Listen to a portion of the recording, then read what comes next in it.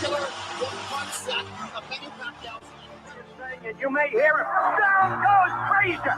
Down goes Frazier. Guys, there's nothing like boxing, and there are no athletes like fighters. Struggling to get to his feet. Takes another right. Or is in deep trouble again? Or is it down? Or is it down? You know, you pay him a price, I guess, but the thing set up in it.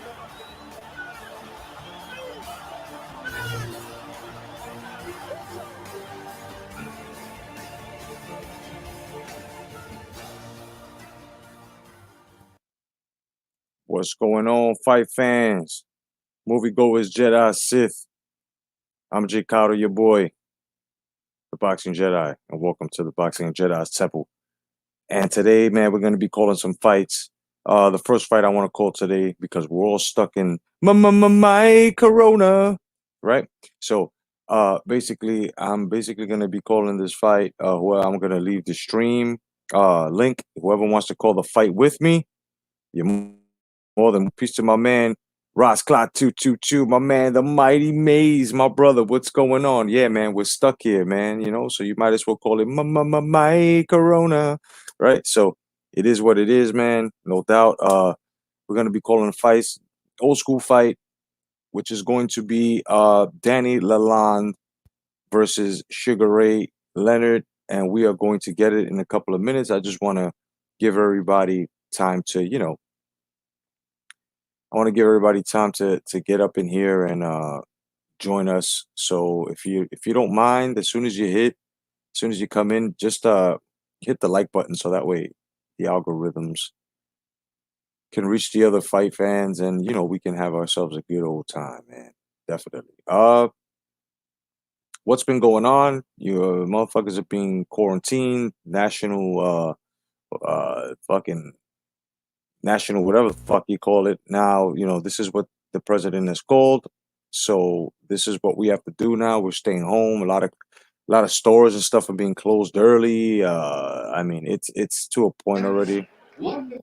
It's to a point. Shit is getting to a point where I don't even know how to call this anymore on certain points, but it is what it is, man. We just have to fucking just ride it out. Ride it out. You know what I mean?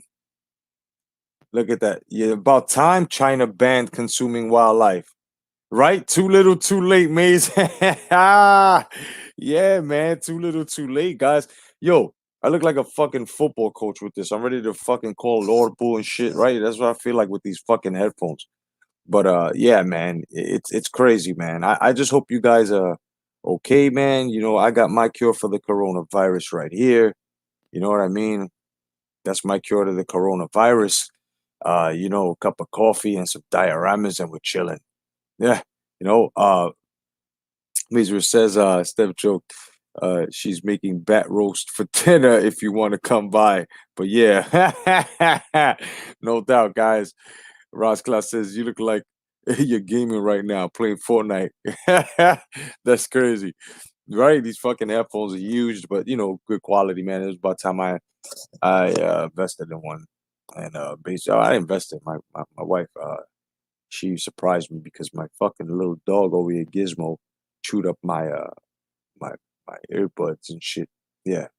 So I had, she went and got me these out of surprise. She threw them on my lap. I was like, oh shit, you get to dig later. But yeah. Otherwise than that, man, let's start this fight. I'm gonna leave the link to the stream if anybody wants to call this fight with me. If anybody has history of the fight, if anybody just wants to fucking be heard or whatever the fuck it is this morning, just come on down, man. Chill with your boy and everybody else here. Hashtag come back to boxing. Otherwise than that, let's get this fucking fight, shall we? Yes, we shall. One defeat with 24 KOs. He is the holder of 3 different world titles in 3 weight divisions. Ladies and gentlemen, here is Sugar Ray Leonard.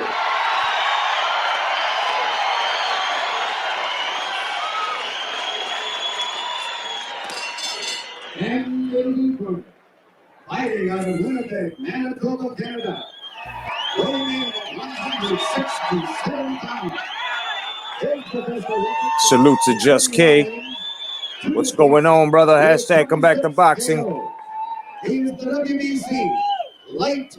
I'm going to be the one showing you guys some matches while we're stuck with my Corona.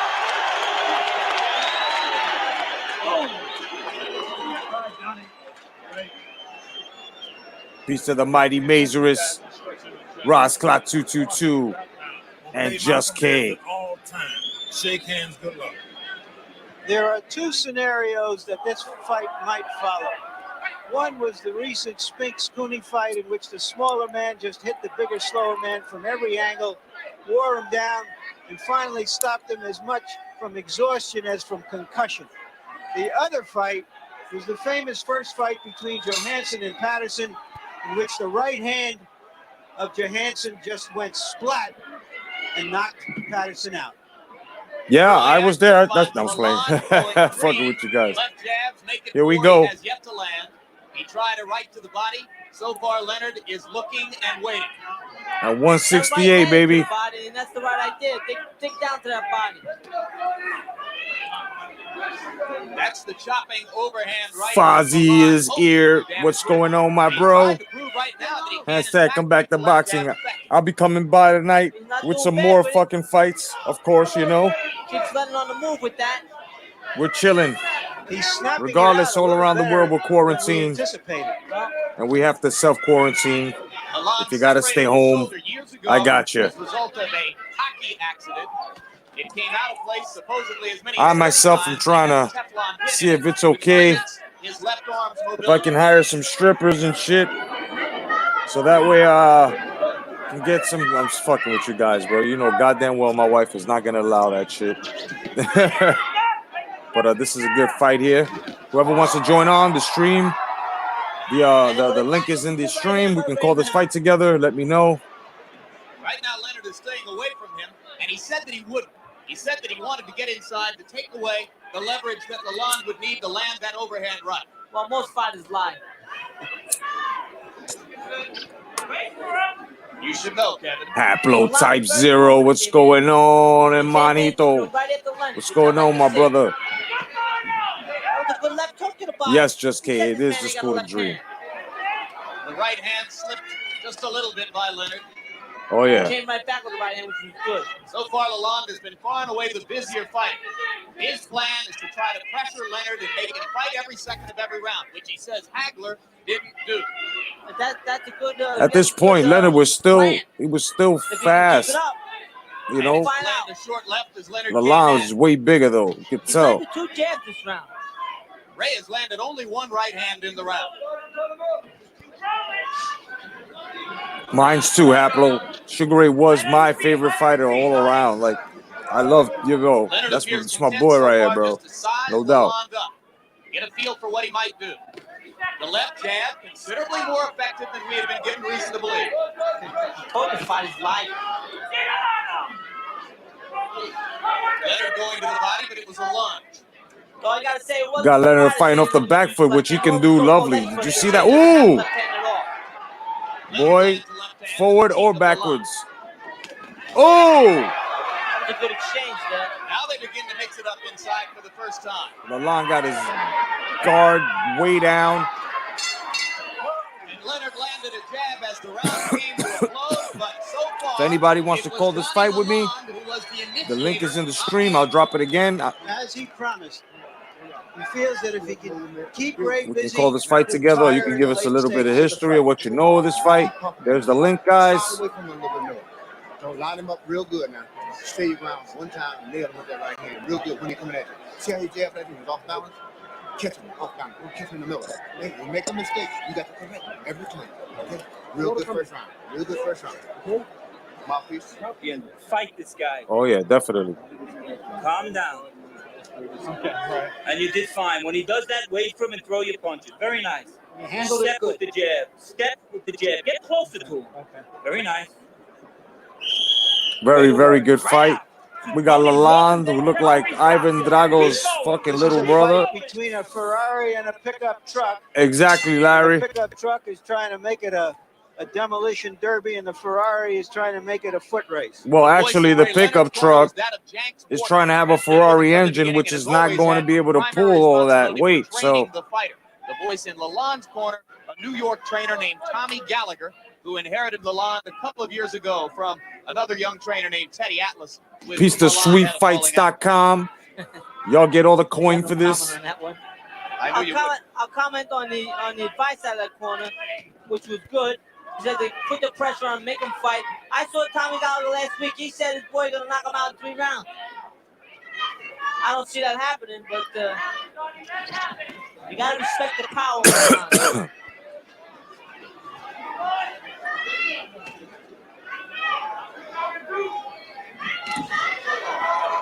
Good jab by Leonard. Leonard so far not showing the finesse or the style which carried him to victory over Marvelous Marvin Hagler. Perhaps he doesn't think he'll need it. Or perhaps he's letting his mind get to him. He related to us the other day that he was starting to think, well, maybe he's in with a younger guy now. Maybe the age. Kevin Rooney. Letting it seep into his mind. I don't know, Which is you a know what I'm mistake. saying? Him and Mike.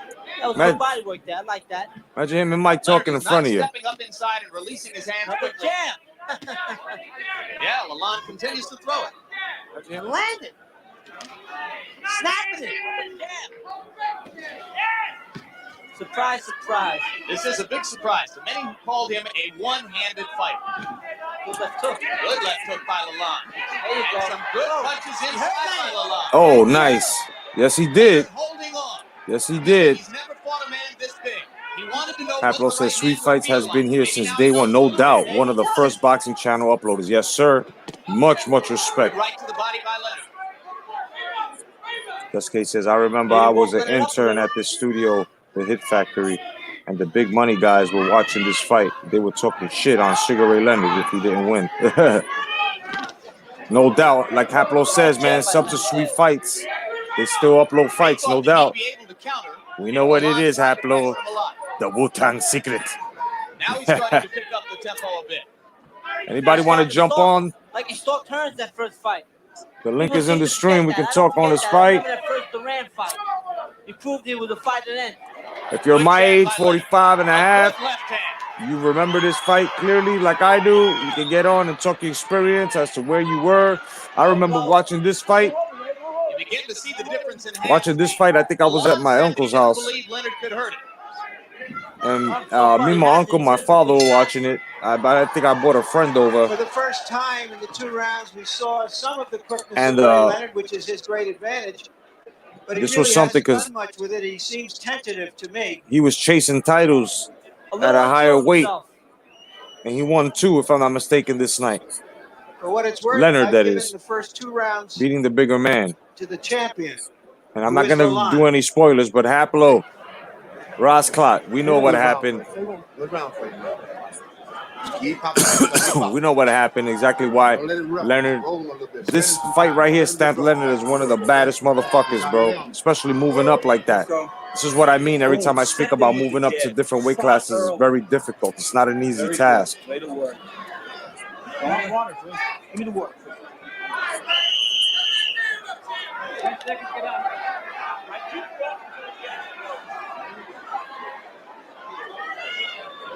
One thing we know for sure so far is that the big event hasn't intimidated Lalonde. No, it hasn't. That's right. No, it hasn't. And Ray was banking on that. He thought for sure that the crowd, the lights, the scene, the environment would cow Lalonde just a little bit. Maybe we got a hint this morning at the weigh-in when Lalonde got off a great one-liner after Leonard weighed in. Yes, Leonard refused to shake his hand, and Lalonde went to a microphone and said, referring to his weight, I thought I was fighting an old welterweight. Now I know I'm fighting a fat old welterweight. Lalonde just landed 2 or 3 uppercuts in there. They didn't do much damage, but they let Ray know that he knows how to throw it and land it. Whoever's trying to catch me on my phone, I can't As really he moves away, Leonard is circling to his can't left. really read it He because has I'm trying to told call the us fight. he would So move to get his on the right. board Stay here away from Lalonde on the right comment section now he goes in that direction. or join the In stream. backs, up and the other way. Oh, good shot. Oh, good shot. Oh, wow, I wow. agree with going to the left to get away from the right hand. That's the way you're supposed to be. So you can fight back with the left hook. Lalonde scoring to the body. Still no flurry or explosion of quickness inside from Ray Leonard. Nothing yet. And one more thing about Lalonde being intimidated by the situation, you have to remember his upbringing and the things he went through as a child. No doubt, Ross Now Cloud, he's Haplo, coming out sweetfights.com, bro. They're the child abuse. motherfuckers, bro. To That this shit. They're not, alone, they the men. that alone. They're giving You us can face the anything beautiful after that. golden fights like this, bro. Between And ages platinum 11 and shits. 15, Lalonde Peace says to them, man. he was severely beaten at least once a week by his stepfather. That's why I do it Now too. he's You know, I'm public giving them a advocate go-to on source too. behalf So all fight fans, in case they want to watch historic fights, they can go to That alone could be the sweetfights.com. motivation to bring him through. Leonard missed with the right. Lalonde landed to the body. Just missed with the right cross. Why don't the vets get on, man? By Ray's chin. That's got to send a message. Haplo and Ross Cloud, get on, bro. Get on. The Ray's stream is finding up, out man. That, he may have bit off more than he could chew here. Come on, professors. It's still early, Kevin. It is so early, but he threw a very sloppy right hand over there, which I don't like to see.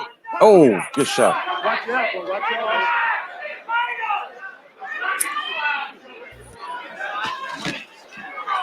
Leonard landing with the right. Lalonde always had a fucking lazy jab too. See, no doubt, Ross Cloud. See, he had a lazy Again, jab. Lalonde keeping Ray at arm's length with the jab. See, that lazy jab, bro. You get a fucking three-piece.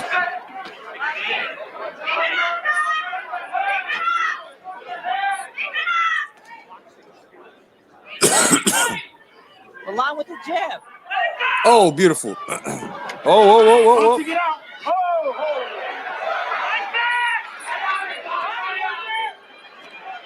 Here come the fire. Good right hand. There he landed the right for the first time. And another round which has to do something to build Donnie Lalonde. Yes, great round. Peace to everybody on the check-in. No doubt. Welcome. Welcome. And everybody, it's Haplo Type 0. What's going on, my brother? Come down. Take a water. Not much, man. Just enjoying this fight. Trying Yeah. Yo, keep on please- In your off nose, fill everything. up your lungs and breathe I out hear you, your mouth. man. Come on. I hear you, brother. Is shit crazy around where you are right now with this corona stuff? Two at a time. You're hitting them, but you're only throwing one punch Dude, at a time. it's unreal. Okay? I don't trying to want suck you in. to. I don't want to make this about that though. No, I hear you. It's really bad. We can talk about that later, though. Oh, definitely. So please recall this Until fight. you drop. Let us know exactly how you remember this fight and why it's so great to you, brother. This is a point Well, where I'm straining to hear. first of all, the voice haircut Angelo Lalonde had Dundee. was the haircut that Leonard's every partner. kid had He's got at that time. That mullet. But it just seemed like a giant versus, a smaller guy, and to see Leonard be able to break him down systematically, you watch it and you see him systematically, like, just analyzing him. Yeah. Lalonde is bigger, stronger. He had the hubris to think he could beat Leonard by coming down in weight. Yes. And Leonard, I guess he knew something that he could beat Lalonde if he could get him down and weight a little bit. So it was a good strategy for Leonard and not so much for Lalonde. I've heard interviews with Lalonde saying that he didn't care. He thought he could beat Leonard. He was so much bigger. So he came down in weight and thought he could still do it. Yeah. And he had a little bit of success. But like you seen just now, he's roughing him up on the inside. Yeah. Yeah, he's roughing him up. And I believe he even gets a knockdown. There you go. Right when I said it. Yup. You remember well, brother. No doubt. Yup. Ray felt that, man. He got put on his hip bones by a bigger man too, Yeah, but it was kind of I don't know. That almost seemed like a slip to me, but I'm a Leonard fan, so. Great fight, man. Leonard very fast. The left hand landed, and it was Leonard was very fast, man. Could fight backwards as well, like he did a lot in this fight. And he was still catching Lalonde, going backwards, then shifting him, turning him. It was beautiful, this fucking fight right watch. And then if you notice Haplo and everybody else, the way he's like a fucking mouse, Sugar Ray, he finds like if he's towards the ropes, watch how he escapes being put towards the ropes as he just slips right under his arms and shit. Ray trying to score with the right hand. Ray better not get cocky. A moment of real suspense here. That was Kevin Rooney, right? On commentary. And a good piece of professional workmanship by Ray Leonard as he gets out of trouble. There may be a trickle of blood in Ray Leonard's left eye. Yep, I remember. Maybe from his nose, we're not sure yet. He looked at his glove. Oh. Heavy hand, motherfucker. Boy. Ray came back and Lalonde came back. Knocked That's out. the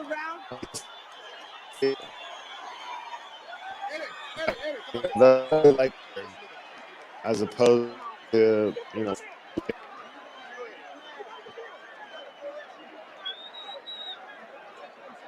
What was that, Haplo? You broke up.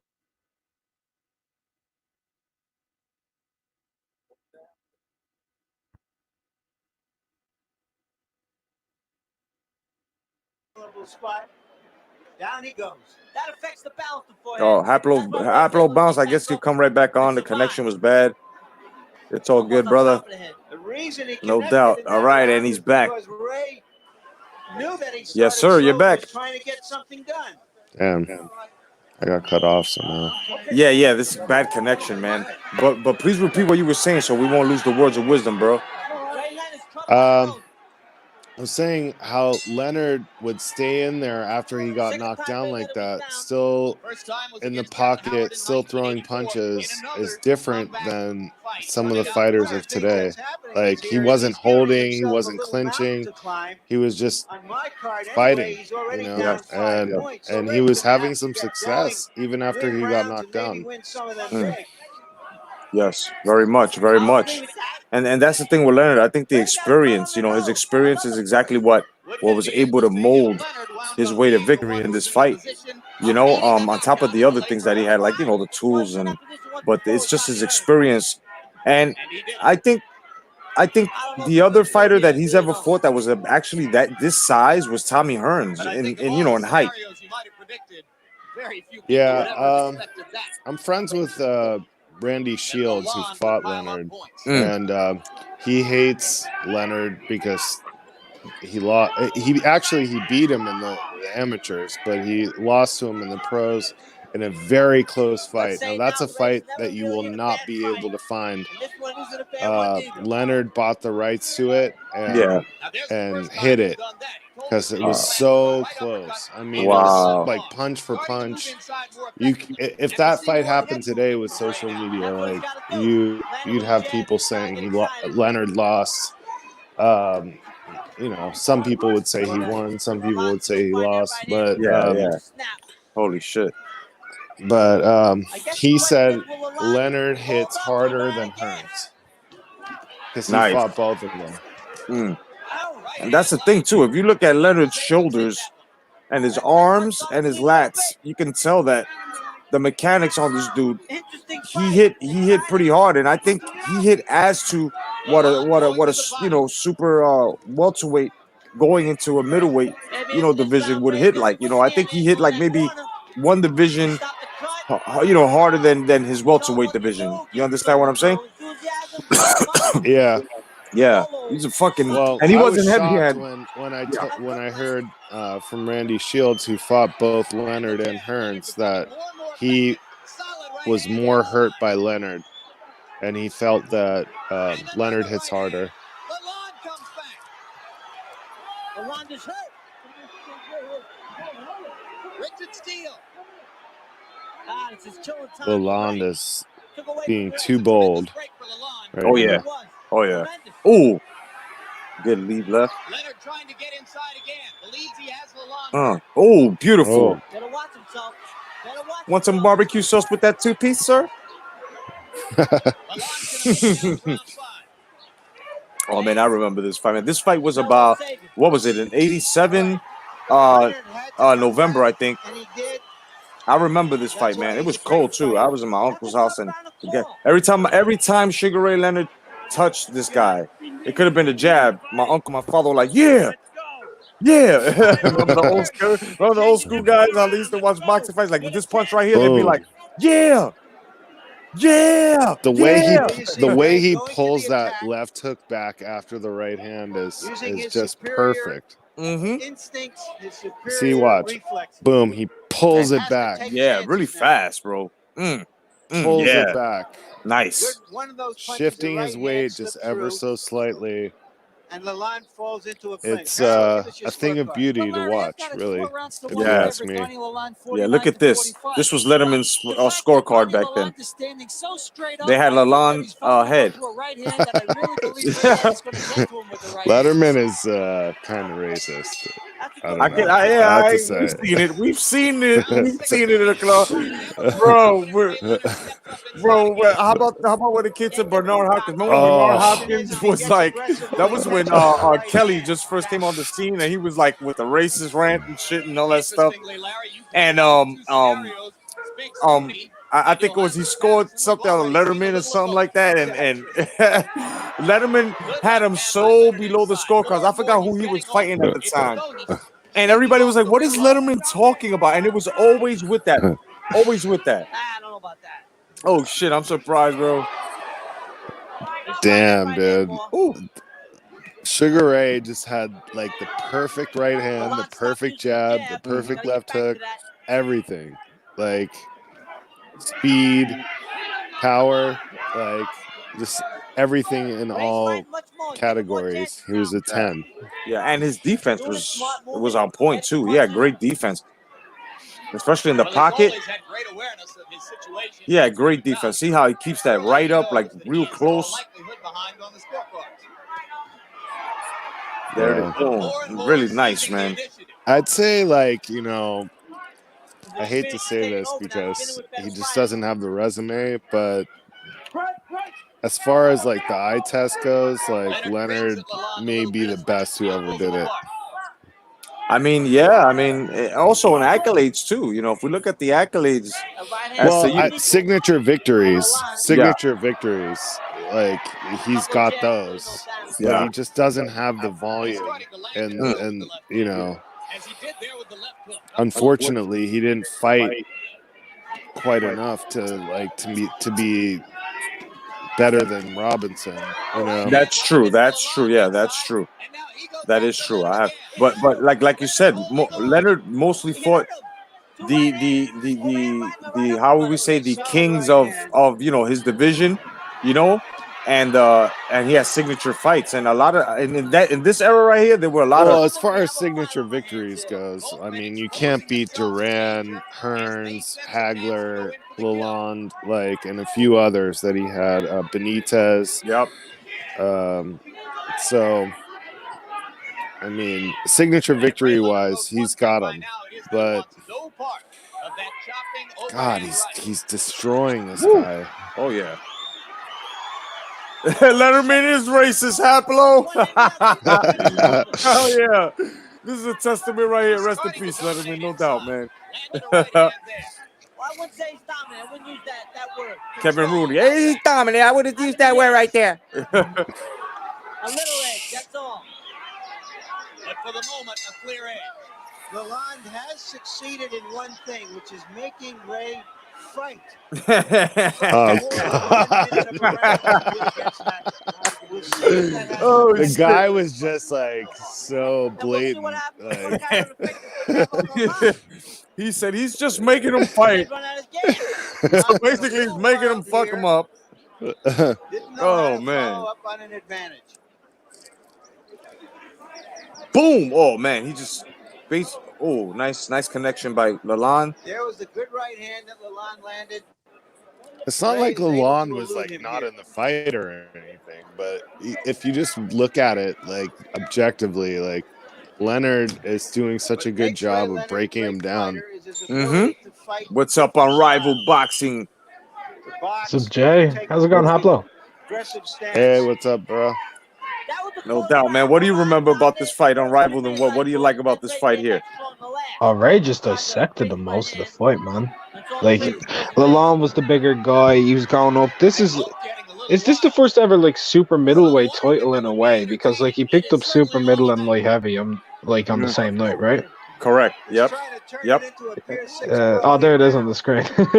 Oh, there we go. Boom. Yeah, you were correct. Yep. No, Ray is just so good, man. The way he moves off of the jab, the way he turns you. Like, his style was so good. Like, you guys were breaking down he was a 10 in every aspect. But also, that chin is iconic to me, man. One of the best chins I've ever seen. That's a great chin. That's true. That is true. I said, Ray had it all. I mean, he just didn't have the volume on the resume to be the greatest. But great wins. Great wins. Duran, Hagler, Hearns, Signature wins. Kaluli. Like Kaluli, he's never mentioned anymore. I have Kaluli. That's true. What's great about Leonard is to this day, he's like, 65, 67 or something like that. And he was on Mike Tyson's Hot Boxing with Tyson. And, man, like, Tyson cried to him and told him, bro, like, yo, you were the best to ever do it. Like, I appreciate you. Like, he basically was giving him his fucking props, man. And I mean, I think if I was to ever meet Sugar Ray Leonard, bro, shake his hand, bro, I think tears would come to my eyes too, and I would actually tell him thank you, bro. Like, I'd actually ask him for a hug, bro. I'd be like, yo, can I hug you, legend? Thank you so much for your support, for your service in boxing, man. You know what I mean? Because you got to think about it, man. This shit he's doing right here, man. Shit. This is one of the last true technicians and true warriors at the same time, because he had both. Very few could go toe-to-toe with the best and avenge defeats to the very best and then box with the very best. Very few could ever do that, but he could. Hey, Haplo, I got a question for you, brother. Who do you think, if the fight would have been made, would have won? Same question goes to you on Rival after Haplo. Do you think Leonard would have survived Aaron Pryor? I think Leonard would have beat the shit out of Aaron Pryor, and he offered him a fight, and Aaron Pryor turned it down. Right. Because, all right. And how about you on Rival? Same opinion as Hoplo on that one. Honestly, I think he would have counterpunched the living shit out of Pryor. There's this myth that Leonard ducked Pryor, but if you look online and you look it up, you'll see that there's an interview with Pryor where he admits that Leonard offered him the fight for, decent money. And I think it was $2.4 million. $2.4 million he was offered. No, I don't think it was that much, but you sure? I mean, it might be. With inflation, I mean, 2.4 million, like with today, inflation. Probably, but it was like, how many times did we see Floyd fight someone who got $2 or $3 million and he got $15-16 million? Like, it was less egregious than that by far. Well, from what I know, Ray turned him down the first time, and we do remember that, because Ray didn't want to actually say that Pryor was on, hell yeah, Pryor was on coke. Like, Pryor was really a cokehead at that time, brother. And being a responsible champion, you know what I mean, that Leonard was, he just told him, man, I know you would love to see this fight, but I'm gonna have to pass up on it. And I think they were all doing coke back then. But Aaron Pryor, my man, like, there's so many stories, bro, that was shared with me about Aaron Pryor, bro, that this man was fly like an eagle, almost every day, bro. And the smartest thing he did was not test positive. You know what I mean? Not test positive at certain points, in his career. But when he fought Arguello, a lot of people think that he was coked up in that fight. A lot of people think, that he was really coked up. I'd agree with that. I mean, I'm not some people love Pryor, and I can see why, because he was a warrior, but he ducked Leonard. Oh, and yeah. then he act like Leonard ducked him. I didn't like that. Yeah. I mean, he took it. He basically wrote off of that. You know, like the reason why he got turned down the first time is Leonard could have came out and blasted him and said, "Well, you know, you're heavy on drugs. I don't think it." Basically, Leonard told him, you know, get better. You know what I mean? And I'll see you in the future. Right? But right now, this fight don't look. He was basically trying to tell him, and he knew what it was. Yeah, That's but why they offered him the fight. Yeah. Like look at this. Yeah. Pryor never moved up to 147. Right. Leonard was a welterweight. Okay, so you know, if Pryor really wanted the fight, he could have moved up in divisions earlier in his career. Yes. And tried to like force it, you know, by becoming one champion or getting a belt or something, or becoming a #1 contender. He didn't do that.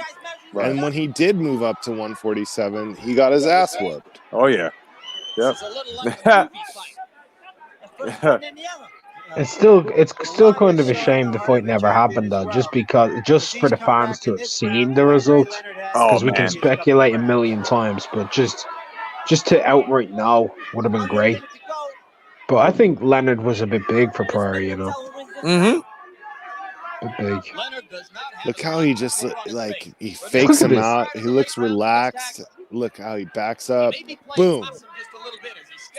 It's just a thing of beauty to watch. Yep, he just pointed him right now. That's why he's just throwing that jab. He's not measuring him. He's just pointing him. And watch how simple he steps each time. Look at that. That was so sweet. Yep. Oh. No, it's slipping. Woo! He's one of the most perfect boxers ever, man. Yeah, it's just a shame that he didn't have the volume on the resume that some other guys had.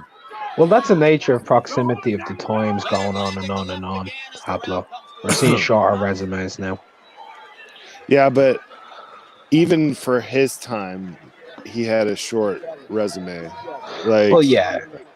What was he, 36-3-1? Look at Chavez, look at Duran. I mean, he had only like 30-something fights, and, you know. I think he had 40 fights, wasn't it? 36-3-1s was the record. Whether he won it or not, he let Ray know that after if you say that so. is short. It is short. Like, he actually had less fights than Terry Norris. He had less fights than almost anybody at that time. That's the problem. Even a lot of finished fighters of today actually end up having more fights. Floyd, etc. I just think that Ray is evening it up because Daniel Lalonde is standing straight up and he's an easy target for Ray's right hand. Hell yeah, he is. Well, we're going to see about stamina from ninth round. And heart. It's that left hook though that puts him down, if I remember correctly. It's in this round as well. Yeah, he gets put down twice, Leonard, right? He gets put on his ass twice, if I'm not mistaken. I'm talking about Leonard putting Lalonde down. Oh yeah, I think he goes down from the left hook. The way this is the last Leonard round. Pulls the left hook back. He just shifts his weight back as he pulls it. It's perfect. That right to the body into the left hook was sweet, man. You saw that combo? That shit was a nice fucking punch variation. Oh! Oh, I love watching these fights, man. You know what music could go real nice in the background here? That Rocky shit. Boom, boom, there's no easy way out. There's no shortcut home. That should be awesome. Any music would go good with this. Hell yeah. Even classical music. I know. Oh, hell yeah. Bach. Hell yeah. Bach. All that shit. Shit, even walk like an Egyptian. the bangles, man. Yeah, right? Oh, beautiful. Oh, beautiful. Just slipping out. Look, he's slipping well. Yeah, oh, nice uppercut. That's what hurt Leonard. Look how he stays in there. Yeah. Though. He doesn't tie up. He doesn't retreat. Nope. Yep. He just stays in there. Yep. That's moving. everything, though. Lalonde's throwing everything, and he's taking it, man. And then he catches him with that short. Oh. Yeah, that uppercut, though, man. That shit rung his bell. Oh. There's no easy way out. Oh, here it goes. Oh. Look at the speed. The speed is just unreal, bro. by the power Oh! of Rico. Look how short that was as well. Yo, look at His hands are so Oh. fast. I don't even know what punch knocked him That was down. the left hook. this is how you close it. That's how you close a fight. This is how you close a fight. Yo, Good he's night. rolling the hand. Oh, He got sniped. Yo, he fell on his own bent legs, man. Look at that. Look at that, man. There is such thing as Plastic Man, gentlemen. Looking like Dillian White against the ropes against Joshua there, man. Hell yeah. Peace to JR Bell. What's going on? Just K. No doubt, man. We're going to call another fight. And guess what? Guess what? I'm going to let you guys vote. Do you want to see Iran Barkley versus Duran? Or do you want to see Oscar De La Hoya, or should I say Chavez versus Meldrick Taylor? Oh, which You one? guys- Taylor 1 or Taylor 2? Chavez Taylor 1. I'd say the first one because Chavez Taylor 1 has been dissected so many times. I've seen that fight maybe like 40 times myself. Like I kind of know every punch that gets thrown in each round. What was the first one that you mentioned? The Duran Barkley. Yeah. Oh god, that's a one. great fight. That's a great fight. Okay, Let's do that one. We've got 3 on Duran Barkley. We're waiting for everybody. JR, that's 4 for Duran Barkley. He's turned his way. All right, Ross Clark, that's 5. God damn it, let's get Duran Barkley. There we go. Wait, we got to see this beautiful replay, though. Boom! Even in Boom! slow-mo, that's fast. Boom! Look at that. Even in Boom! slow-mo, it's Boom! fast. Boom! Oh my God, accuracy! Boom! That's why I don't get why people like would even argue if he would beat Floyd because he was just so much bigger. Goodness. And better. Like and faster and stronger and a better chin. And he fought his daddy and broke down that defense, you know? So And was Floyd maybe a bit better than his daddy by quite a lot? I think his dad was tougher though. Yes. Like, but I will say that I'll give Floyd one thing. He could survive for quite a long time, but eventually Ray's gonna just welter him. He'll just welter him through pure grit, man. Pure grit. Oh yeah, too big, too strong, too fast. Like too much for Floyd. How do you feel about when people say Floyd would have beat Tommy Hearns? Oh man, I laugh at that shit. Because I'm just thinking Tommy with the overhand right from like 7 feet away. The overhand right, man. That overhand right from 7 feet away on the Philly shell, bro. He's just gonna keep punching down on the top of his skull. The thing is that Tommy could dance and jab too. That's what he did to Leonard in their first fight when he was having success. When he would stand inside and fight, Leonard had more power. So I think that, you know, Floyd, with the lack of power and being smaller than Leonard, like wouldn't be able to do what Leonard did. I mean, Leonard did the impossible that night. Nobody thought Leonard was going to win. I'm just smiling at these fights that are coming up. Cotto, this has been a great series that you've been doing on your channel, by the way. Even if I don't like message, I hit the like and I'd be listening every damn time and watching every time on this series. Because this is something I love. Thank you, my brother. Yeah, man, this will always be on here, man. Thank you so much, man. You know, like I said, man, it's for us guys. You know what I mean? And especially now that we're around the world, man, we're being fucking quarantined. So there's nothing better than, you know what I'm saying, to sit down and actually now is the time to catch guys like ourselves, you young guys out there, to start sitting in these streams and listening and learning to what we're saying. You know what I mean? And, you know, I'm happy you pointed it out. Thank you so much. All right. Well, no doubt, Mark. Thank you, brother. This is, I'm right now, this is like 2.5 to 3 generations of different boxing fans right now as well. Right. Exactly. Exactly. Yeah. You know? So let's see. Let's get into this fight. Okay. We're looking at 1 hour and 5 minutes. I don't give a shit. I love boxing. This is why we're doing it. Thank you, my man Haplo, for joining us. Of course, my man, motherfucking Mark, Unrivaled Boxing Talk and News. Thank you so much, man. And all I Hey, have. Unrivaled, how do you get your little picture on there? Oh, so when you're joining on your phone, you have an option before you come in. It'll show like a little like photo thing down the bottom right where the camera and everything Oh. is, and you can click on that. And if you actually click on your little icon that you have right now, where it shows you, you click on you, it'll give you an option to upload an image or an avatar. I see it. So- I'm doing it as we. Definitely, man. Well, just want to thank all the new subscribers that have been subscribing, whether it's for the dioramas, for boxing, the Star Wars content, the movie content, or basically the male toxicity, show. I like to thank all you guys for just showing up on this channel. This is a variety channel, you know what I mean? But it's solely though. It's out of its soul. This is a boxing channel. First, we have to understand this now. Then everything comes secondary. But this channel was built off of boxing. This is for the greats and for all the real boxing heads out there, all the old schoolers. You know what I mean? Peace to my man J.R. Bell, who joins the panel with the greats. What's going on, brother? Yo, what's going on, man? Hashtag come back to boxing.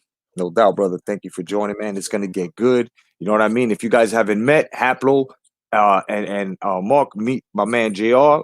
Bell, who's Boxing Source Radio as well.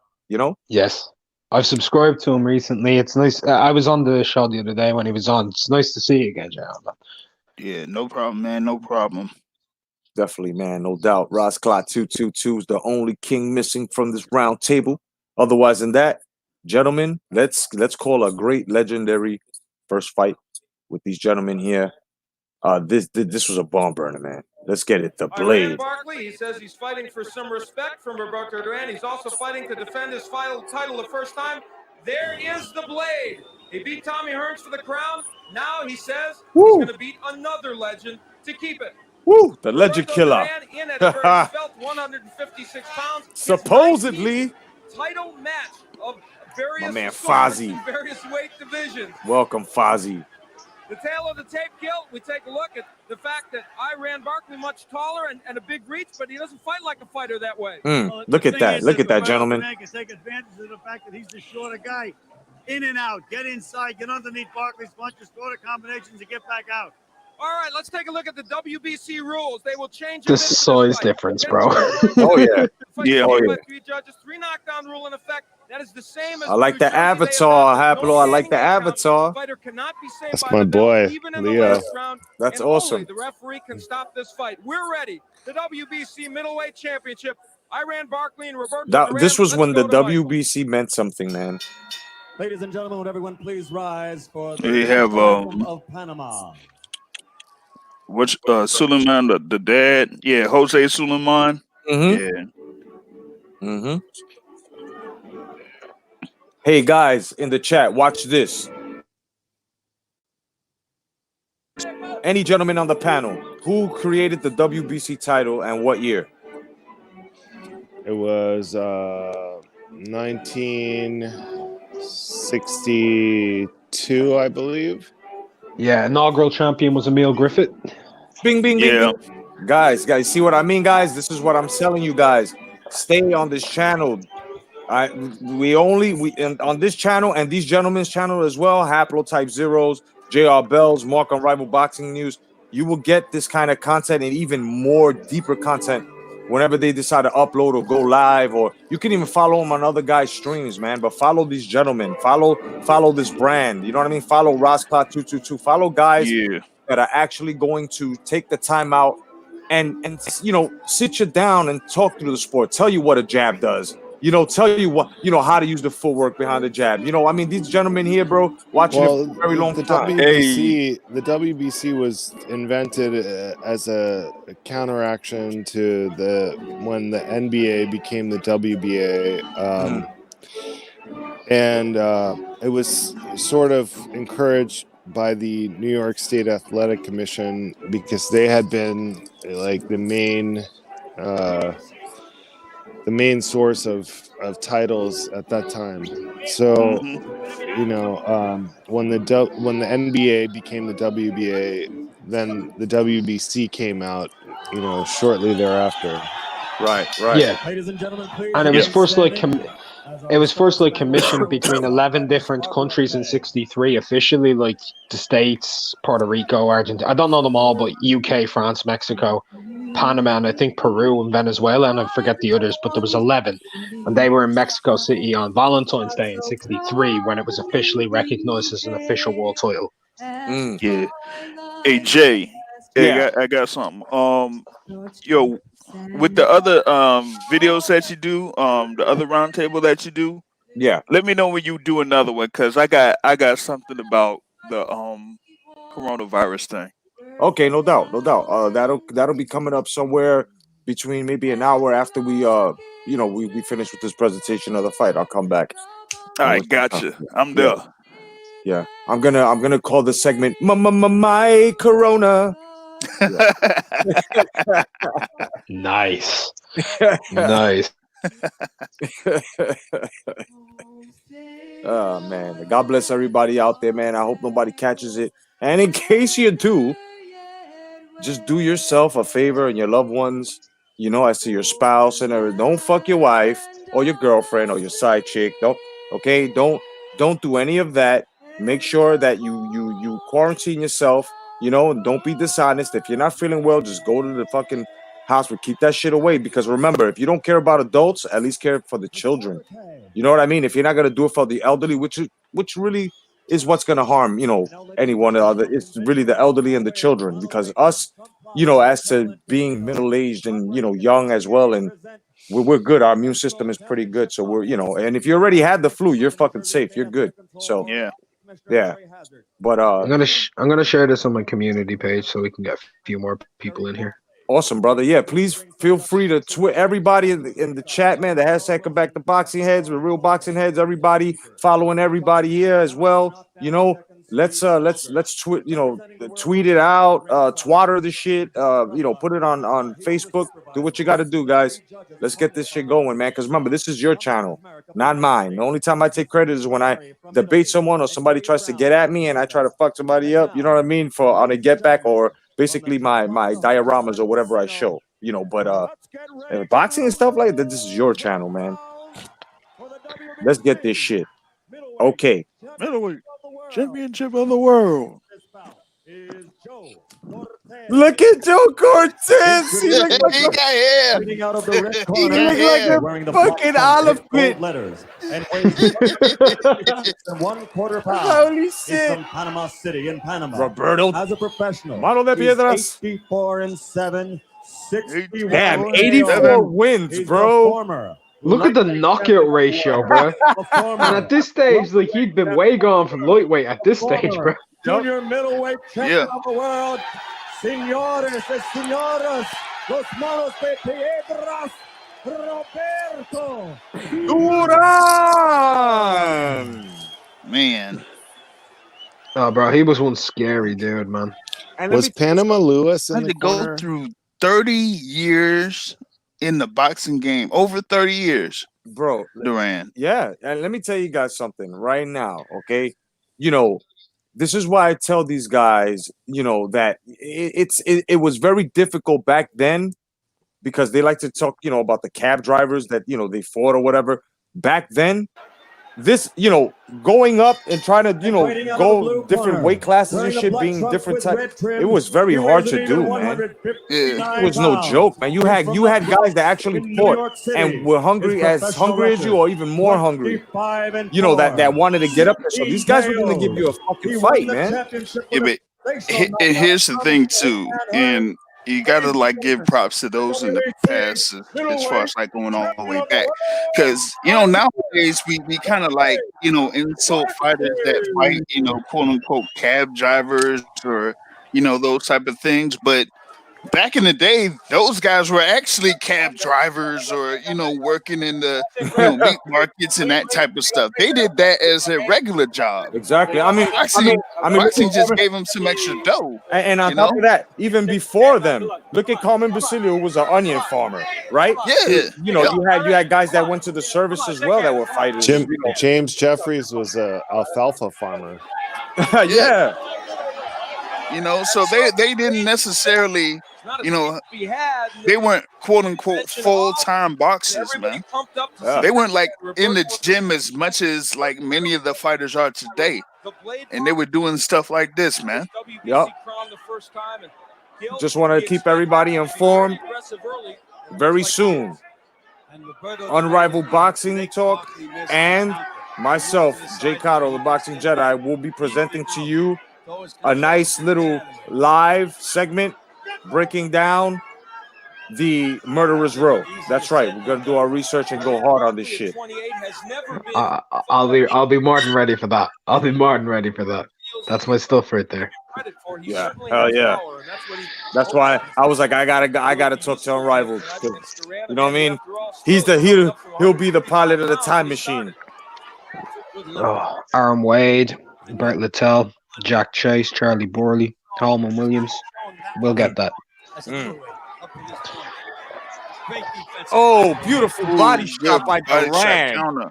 Oh, he's gonna piss blood.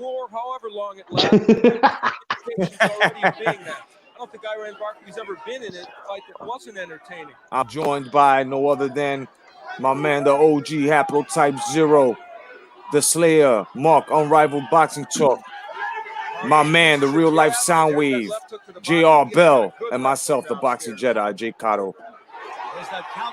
Calling this legendary fight, man. Iran Barkley, man, he was a powerhouse. Oh! I'd still wager that no matter how the fight ends, that they're going to shake hands and probably. The Ram punches like rocks, man. Look at that. Yeah. Oh yeah. Do we know if Panama Lewis was in his corner at this point? I'm unsure. Good question. Well, I guess we'll find out when the bell ring. Good question. Yeah, was he? I'm not even gonna look it up. I'm gonna stay right here. I'm going through the box. You're gonna wait till the end of the round. Peace to end game. No doubt, man. All you guys out there, you wonderful fight fans, you fucking alpha males out there, peace to end game. Fozzy, Just K, motherfucking OG himself as well, Rosclot 222. You know, peace to everybody on the check. Good combination from Duran right there. Ooh, almost got him off balance. Yep. Oh yeah. It's a 20-foot. They're not using much of it. Just the size difference reminds me of the last fight we watched. Hey, right? And if you notice, bro, oh, beautiful. Yeah, that hurt him. My right goodness. There, that was a perfectly timed punch. Perfectly timed. But he's gained his composure, though. Yep. You see, he did something a lot of fighters are afraid to do. He hung on. You see, a lot of them nowadays, they're afraid to grab hold of someone around the neck. And that, even though it's kind of like, you need to survive. Yep. No doubt. Everybody look up the Boxing Source on YouTube and subscribe for news and notes on the sport as well. Check out Mark. Bam! Unrivaled Boxing Talk and News. That's what we said he has to do. He has to make Barkley miss and then counterpunch. All right, I'll be right back, fellas. How many reincarnations can this man have? All right. And are we seeing another one tonight? It's too early to tell, especially against Iran Barkley. We've seen him get off the deck to beat people. Barkley has a way of coming I back. can't see Panama Lewis. No question about that. I ain't see it there. I can't tell. Yeah, they ain't listed who was on Duran's corner. He's 37 years old. Barkley trying to hang on to his WBC middleweight title. felt the power of Barkley trying to get on that jab. Yep. We talked about the emotion of Barkley, how he wanted to get even for his friend Xavier Moore, but he is fighting a controlled fight. Oof. He's not going wild, moving in behind the Duran was Yeah, excellent at stepping slipping forward the and throwing a jab. jab. Yeah, Duran was slipping right there. See from Barkley, he left one of those jabs out there, and that's why. I think there's a horrible misconception with Roberto Duran. A lot of people think he was just like a mauler and a brawler. That dude was a very good boxer. Oh, he could do it all. He was a guy that, like, you know, studied his opponent. You know, you can't really, you know, be a guy that has great counter ability without studying your opponent and their timing. So that's what Duran did a lot. I mean, I think Duran's biggest problem was that he was sort of like a Ricky Hatton type, where in between fights he would just get so undisciplined. Yeah. If he had Ricardo Mayorga, talking about undisciplined. Yeah. But if he had stayed in shape like this, some of the guys are now, like, I can't even imagine how good he would have been. The body work in this fight is nothing short of amazing as well, man. Halfway through round 2, and this fight is all that it was billed as. Duran He's just shoveling shots into that gut. Barkley's landing those body shots every time he gets a chance. And look at the size difference, man. So far, that's probably the major story other than Huge. by Duran, because in a couple of rounds, those body shots would take a big toll on the 37-year-old body of Duran, no matter what his weight. 37. Wow. And you know what? Iran Barkley doing a better job of covering up on the inside than some people are used to seeing from him. He's using his. Well, he has to cover up more on the inside, doesn't he? Good left hand.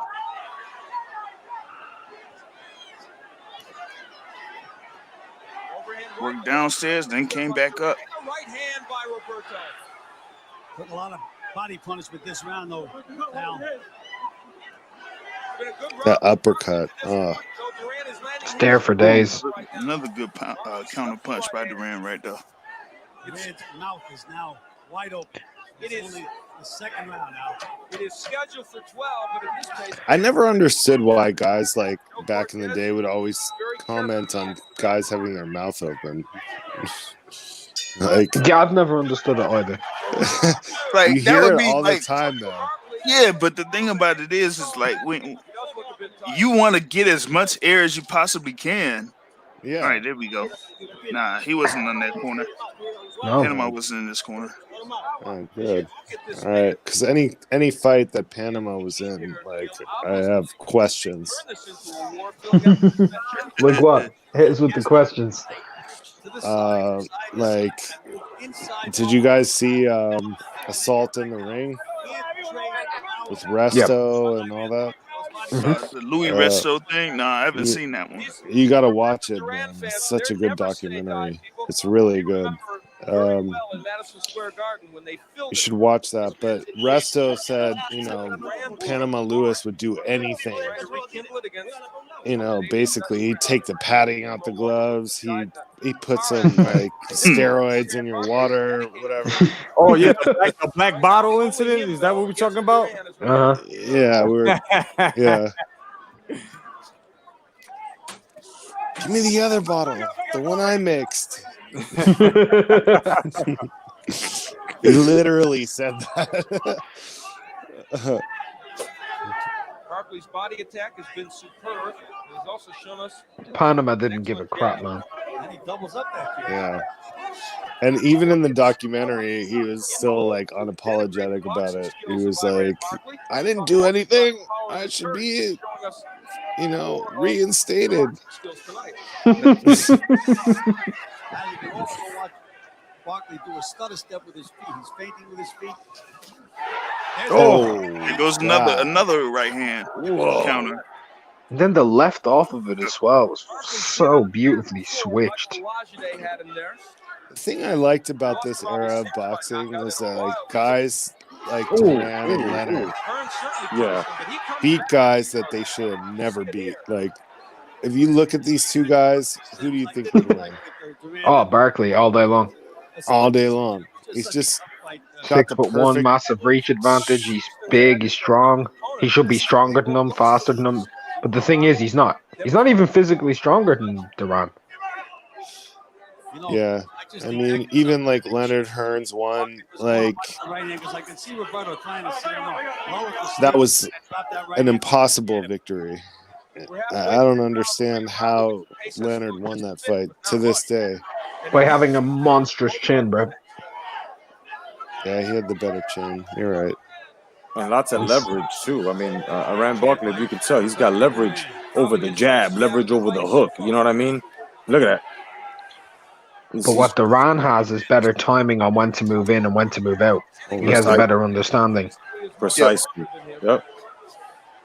You know, even against the big middleweight, Barkley just looks so big. He looks like a You can have all the physical attributes in the world, but it's all about what you've got inside your head that can make up for it. In most middleweight fights, master boxer Sam Bukalambai thwarted his efforts to win a title before. If he steps off, look at him stepping off those shots and standing there, bro. He had a chin too. Like, he just took a monstrous right hand. Did not even stop Duran. It landed perfect. Commentators are in shock as well. I mean, I don't know how anyone think that takes was a like, I straight think that's right Al hand to the Bernstein, chin. isn't it? Huh? I think that's Al Bernstein. Round 3 just about over. It's been an Believe it or not, I have no idea. I know nothing about commentators because since I was a kid, You guys since have about the different age of, ones. Right? well, not even that, Haplo. From the age of 14, I stopped listening to fights with commentary. He smiles at Roberto Duran. Some Mm. gamesmanship. Yeah, that is Al Bernstein for sure. I'm just glad that my grandpa and my father introduced me to Howard Cosell, you know, and I caught him, and I would happen to catch him on the way out of me, you know, watching boxing, right? And then all of a sudden, it's like hearing about him and watching videotapes of him and how him and Muhammad Ali were close, how much he admired Alexis Arguello, you know what I mean? Like, and the way he just called it, and even on other areas of sports as well, Howard Cosell. I think guys need to take a fucking page out of his book because there are a lot of riots. Monday Night Football. It's so smart. He just looks to lull him to sleep, and then boom, he explodes. Oh yeah. I think the last of them, but yeah, he sold out with Brian Gumbel. He was like that at a certain point, and then he just decided to just yes sir and yes ma'am shit, you know. Mm-hmm. But Howard Cosell, man, he's one of the guys that it should be. I like Don Dunphy better than Howard Cosell. As far as calling a fight, I mean, there's Down Goes Frazier and all that. Down goes Frazier. I can agree with you on that. Don Dunphy, though, he was the master. But that's what I'm saying. Like Cosell was like the last of that brand, that would actually call fights down the line, interview, and ask the tough questions whenever they had a one-on-one with fighters. Basically what I'm getting at is these guys, these so-called journalists today that say that they tell the truth. They should take what we have now is weak. Exactly. Yes, I agree, Haplo, definitely. But I totally agree with what you just said too. Very low. Duran complains. I heard someone the other day genuinely say that they think Paulie Malignaggi is one of the greatest commentators of all time, and I'm like, what? I have a big issue with that. Oh my God, Paulie picks and chooses. He picks and chooses when he wants to talk real shit. He's very biased because we all know this. Paulie's got a gambling addiction, right? He's got bets, so when things aren't going his way, he goes That's mad. not the only addiction he has. I mean, take a look at his nostrils and his fucking eyes. Oh yeah, he on the coke and the kit. Oh yeah. He's in love with the cocoa. Oh my goodness. I didn't like him as a fighter.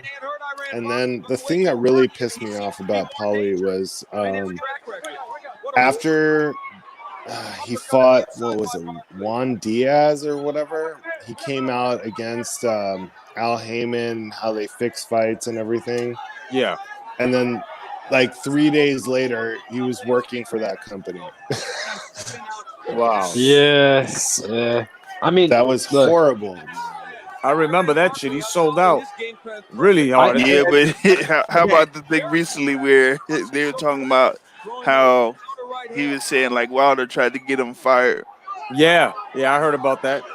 But Floyd, he said something about Floyd before the Pacquiao fight, even though he hated Pacquiao, and all of a sudden he changed his tune when it came closer and closer to the fight, talking about, remember, he was trying to be the butt butter in between Floyd's crack, where he was saying, Pacquiao, he's got nothing.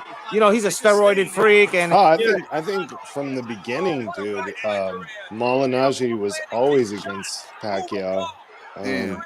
If you go back and look right here, look at it. Look at this. Look at the past few seconds that we, man. Oh shit! Oh, Duran under pressure. Yeah, both of those guys were like throwing haymakers. Duran turned him. Oh my God! You watch this and you wonder how they take these punches. Like, guys, they're taking punches like straight on the chin. I'm sorry, I got to bring it back. Look how Duran just turned fucking Barkley after he was put under pressure, and Barkley just totally got hypnotized and turned towards the ropes. Right here, watch, you see it. You see it, bro. That was so smooth, that transition. Oh my God, subtle, so subtle, just so subtle, man. Yeah, right here. Watch. Okay, he got in trouble right here. Right. Watch this. Watch. The transition was so beautiful. Watch. He just throws him off with a jab, I think, and a right here, and he just turns him nice and smooth. Look. Watch this. Look at this. He didn't even notice. Woo! He just circles it. Just circles, man. It went over to his left. Yo, that was beautiful transition. Oh my goodness, bro. Did you see Duran's smile, by the way? Go back a little bit and watch the smile. Go back 10 seconds. Yo, that was masterful, bro. That was masterful. Sorry, guys. We're just pointing out techniques. Right here, you got to put under pressure. If Barkley's in a great position here, it's really hard for him to mess it up, right? Yep. And Duran's using the paw and just tapping the nose. Right, now watch. He's just turning. And watch him smile. I've got dominance. Yeah. Yep. See how he turned him, and now he could get on him. Had that bell not rung, Duran would have been a fucking pubic hair on him, bro. The way he turned him, though, is the perfect way. You grab the elbow and you shift to the side, and you can see him, like, he puts his glove on the other guy's elbow, on Barkley's elbow, and just turns him, boom, and he's out. That was beautiful, bro. That was such a beautiful transition right there. I had to point that out. I was like, oh shit, oh, beautiful body. Oh, that wasn't a body shot, buddy. That was a pelvic shot. Yeah. Oh God. Oh, that shot right there. Oh, and that one right there. What a fucking chin. Your grandchildren gonna feel that one, man. Oh yeah. That's where he got him in trouble right here. Yo, Jay, the next time you end up doing one of these, can I recommend a fight? Yes, sir. Matter of fact, you can recommend the fight after this one. All right. I've got a great one. Bobby Chacon versus Rafael Lemon 4. You got it. Oh, beautiful body shot right there. Nice jabs, feeling each other out, measuring in. Here we go. All right. Duran's tuned in. Here we go. Duran's tuned in. He found his range. Watch. He's going to step in right now. Taking his time. He's taking his time. Yeah, he's just trying to show him that he don't have not see his range. Yep. He's in. He's in. Barkley now got to keep him out. He's got to fend him away. Easier said than fucking done. Yup. But at the same time, these guys are fucking both body hunting, but Barkley's doing more of the body hunting, if you can tell. Yeah, you guys were so lucky. Like, let me say this, like, as a newer, younger fan, you guys were so lucky to get these fights like live in the late '80s and stuff like that. Dude, they were so much better. Oh yeah. Oh my goodness. Oh. And it was followed by an excellent uppercut. Like, Kapla, that's why I go back in time and go back into the vault myself, is because it's just a completely different game, you know? It's just... Dude, these fights were so much better than what we're getting right now. Yep. solid right hands by Duran. Just look at, like, I mean, I hate to bring it up, but They're both pitching and they're both the Dooku Kim fight, Great body shot by Barkley. the action in that fight is second to none. Second to none. Jab by Iran Barkley. Guy died in there. Yeah, Martinez. If you notice, Duran, when he comes in, right, he takes his left on the clinch and he puts his arm behind the Barkley's right, and then he throws his fucking right. This shit is massive to watch if they get it from this angle.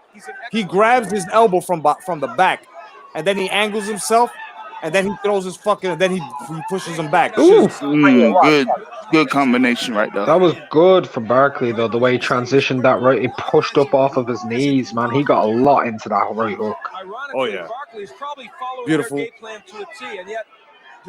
Gotta give, don't give him, yeah, beautiful. Oh, beautiful. He gave him that angle. Oh, beautiful fucking reach. Oh, hooking on in. Barkley's giving him his oh my goodness, the body work. Yep. Barkley's been drawn into a war, man. Yep. That's why he had to fend them away. But I told you, Duran found his range. Once he gets them two jabs. Oh. Yeah, he found the target with that right hand, man. Yeah. Once he jabbed his way in twice, and then the ref broke him apart after the clinch. He already tuned in. That shit is crazy, man. There may be a cut over one of Iran Barkley's eyes. We'll take a peek. Of course there is. He got caught with two overhand rights. Look, that shit look like a fucking swollen cow nipple. Word, man, he hit him with boulders, bro. Shit. Oh my goodness. Throw the Vaseline on it. Yep, hold it down. Now's the time for the people out there who haven't to start brushing up on their history and watch some old school fights, man. It really is. We got no live fights for the next God knows how long, man. That's right. God knows. He needs to pass that inswell. They didn't even pass an inswell on him. What the fuck? We're headed for the sixth. Nope. Oh, come on. Are you kidding me? Sloppy work. Look at Duran, by the way. He's like, I'm getting ready now. You notice how he brushed his hair to the side like his manager usually used to do? Yeah. He looks a bit like a... To be honest, he kind of looks a little bit like a demon, bro. Yeah. I would be scared shitless of that man. Scared shitless. He looks like a gargoyle with a goatee. That's what Duran looks like to me, man. Look at how he stepped off that double jab, by the way. Just like nothing. Like, yeah. And then he looked at him like, come on, son. Look, all right. Finding his range again.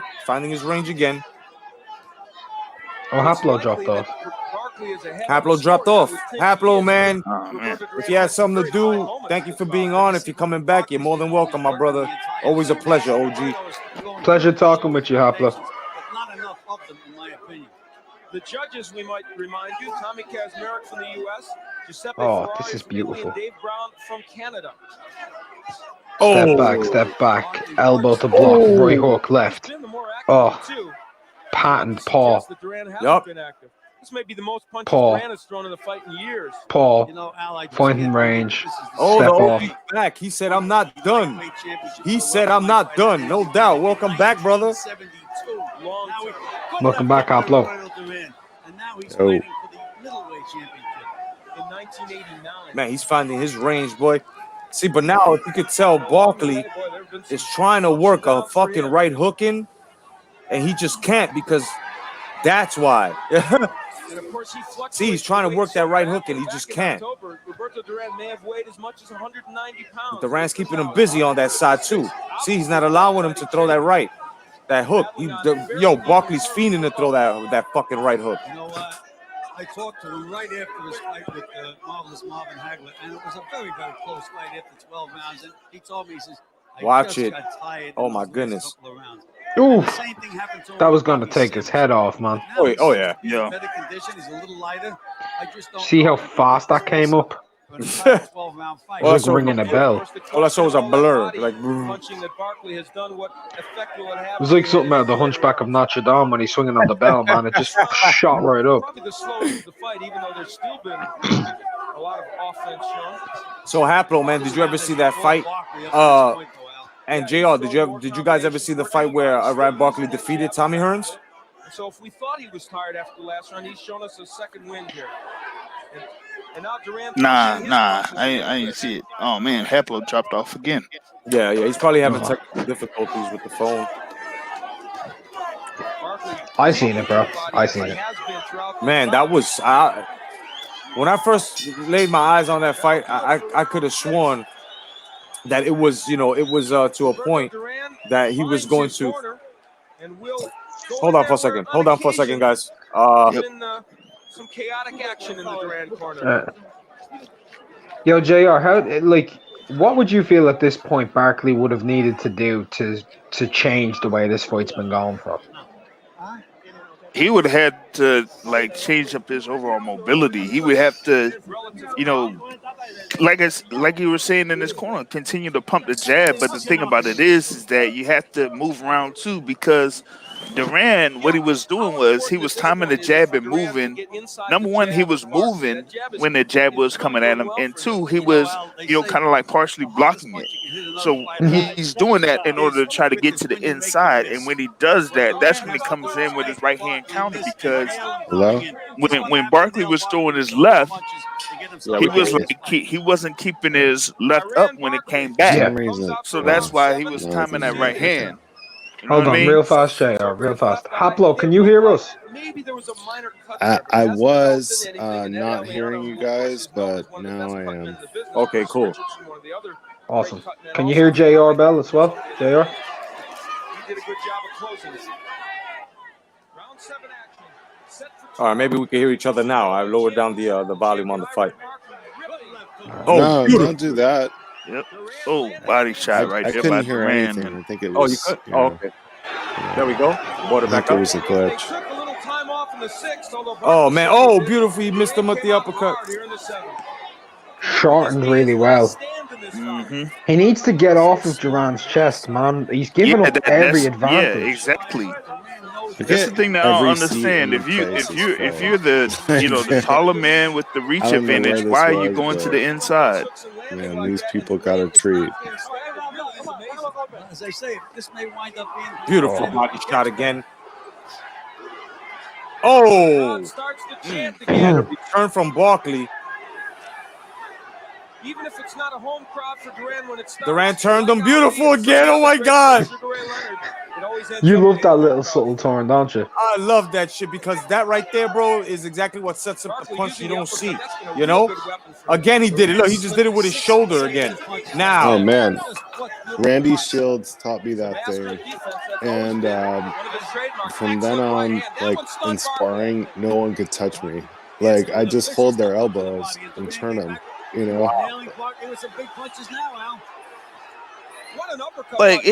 Here's the thing with Barkley here. He's good left hook though. That was serious left hook. But when he was throwing his left hand for the jab and stuff like that, when it comes back, it's always low. Yeah. He held his guard low. That's why he was always getting caught. Round 7 has been a classic. Just about every round in this fight has been a classic. That's true. Crowd trying to pump up Duran. How much is left in that 37-year-old body? That was a Bernard Hopkins type move. He hit him with the right and then just smothered him. Yep. Very lazy jab by Barkley. Yep. When John started getting lazy, then. What is this fight, man? What is this? Supernatural. Brought to you by Budweiser, the king of beers. The thing is, though, we used to get fights like this a lot, though, back then. I know. Now, this would have been the fight of the year. I doubt this even won fight of the year that year. Yeah, right. Man. Look at that. People are standing ovation. Fight fan. Wait, hold on. What did you say about fight of the year, Hoplo? I said I doubt this was fight of the year back then, but if it Oh no, it happened was. now, Was 89 fight of the year. Yeah. Because okay. 88 was All right, Lopez, all Rocky right. Lockridge. Nice Google. Take a look now. Yeah. Two left hooks right on I'm the totally googling the fights of the year. Duran did not move. He finished with the right. Now Roberto Duran has his moment in that last round. The counter right over that low left hand has been so effective. Yep. That's You're what's been saying happening the whole fight. year that this happened, there were probably 5 fights like this that we saw, and you know, we just don't get that now, especially now. But I mean, in the past 10 years, I'm saying. Wins, and he's knocked out some good people, including Michael Lalonde and Tommy Hearns. Yo, that name though, Michael Lalonde, man, you don't hear that every day anymore. I don't think he has to be reminded of that. I'm fairly certain Iran Barkley knew that. There he goes, finding his way in again. Oh, beautiful prairie. Wow. The round was at the very end of the round, Barkley still had his control. That was a nice prairie. Using that left jab. It's been a more disciplined effort by Barkley. Now it's getting to a point right now For him, it has, where these guys are gonna hit each other harder than they ever hit each other, you know, before. And oh, what a color! Yup, they going for fire now. Well, what a jaw on Duran, though, man. Yep. Turn him. He's turning him. Turn him.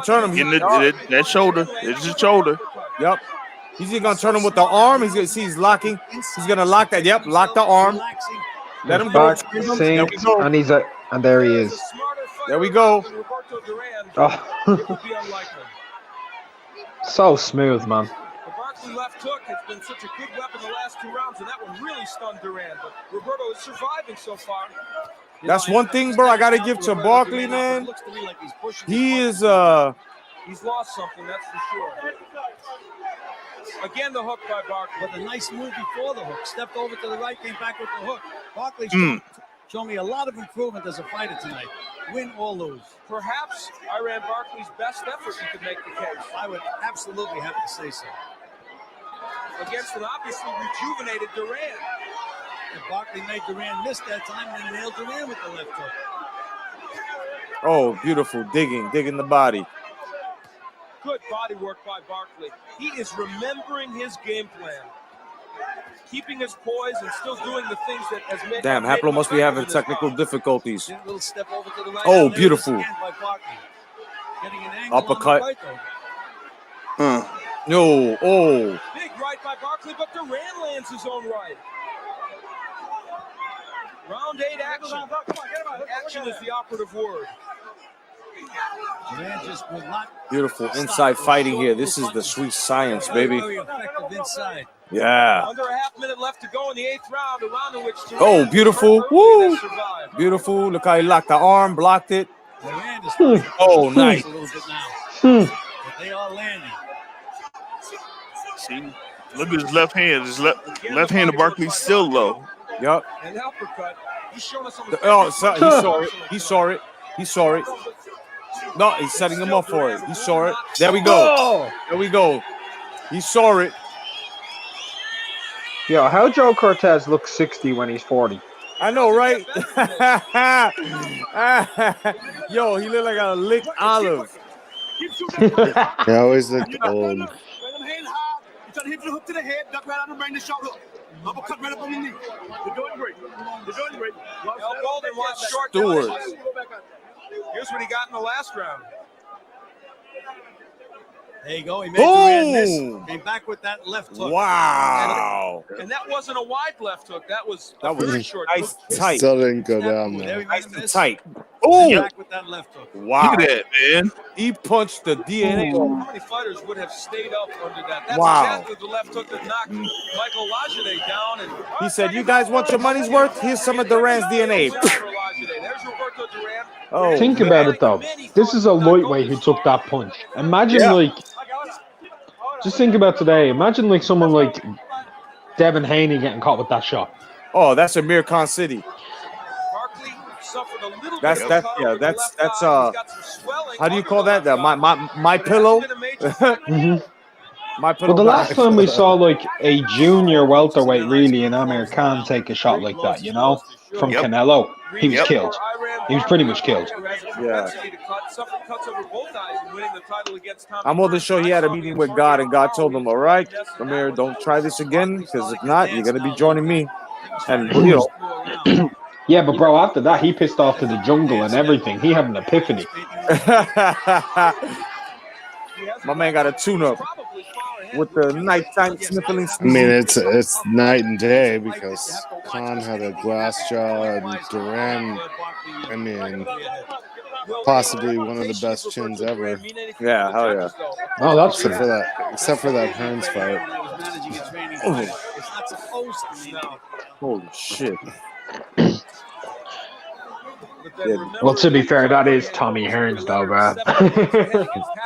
Yeah, but he like that knockout was Oof. possibly the best of all time.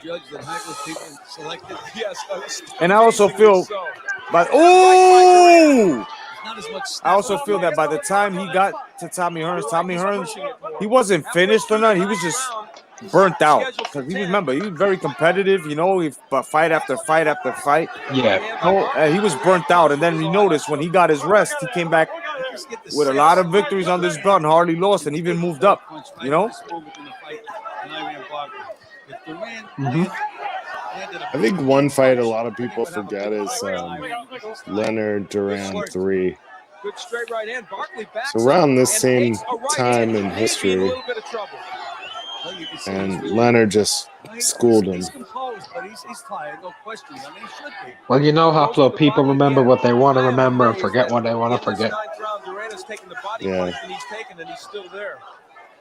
You know, you see these kids fight the amateurs, they fight 3 rounds, and they train hard, and they get tired. The reason that Duran is able to do what he's doing, he's so relaxed in the ring. He's so comfortable in there. Do you know what's crazy to me? How so many people say certain styles give you short careers, and they always mention a style so eerily similar to Duran's, and yet he had a very long career. But I think Duran's style is remembered differently than it really was, because he could do everything. He could box, he can jab, slip, boom. He had good defense. He had a chin. You know, he had a lot of attributes that, you know, I think when people say Duran in that context, they're saying it like, you know, like as if he was some like come forward like LaMotta type fighter, and he wasn't. LaMotta had a pretty long career, though. Yep. You know what's amazing about him? He never got like dementia or nothing, and he got his fucking face beaten so many times. Excuse my language. How dare you, Hoplo? My sensitive ears. My sensitive ears. But, you know, LaMotta never had dementia. He was like completely lucid until he died. The left eye of Iran Barkley, a good look at it as Gil. To be fair, it was harder for LaMotta to get crazier than he already look, was. high is a result of them right hands. The right eye of Davey Moore when Duran fought him in '83. But the difference here is that Barkley has done much better work in this bout. Is probably ahead, but it could be academic the way they're wailing away. It almost looks as if Roberto Duran has got a second or third win. Where he got it from, I don't know. I haven't a clue. With punishment he's taking, He got it from the well. in the head.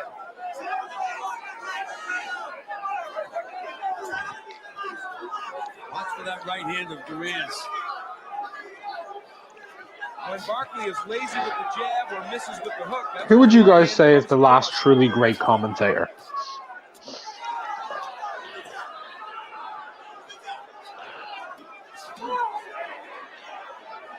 Hello?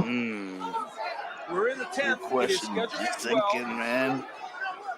Landing with the left jab, believe it or not. I think Manny, man. I think Manny Stewart. Yeah, Stewart. That was a punch to Yeah. Dorman early in the fight. Now Duran getting it cranked up. There's that right hand. Yeah, he was good.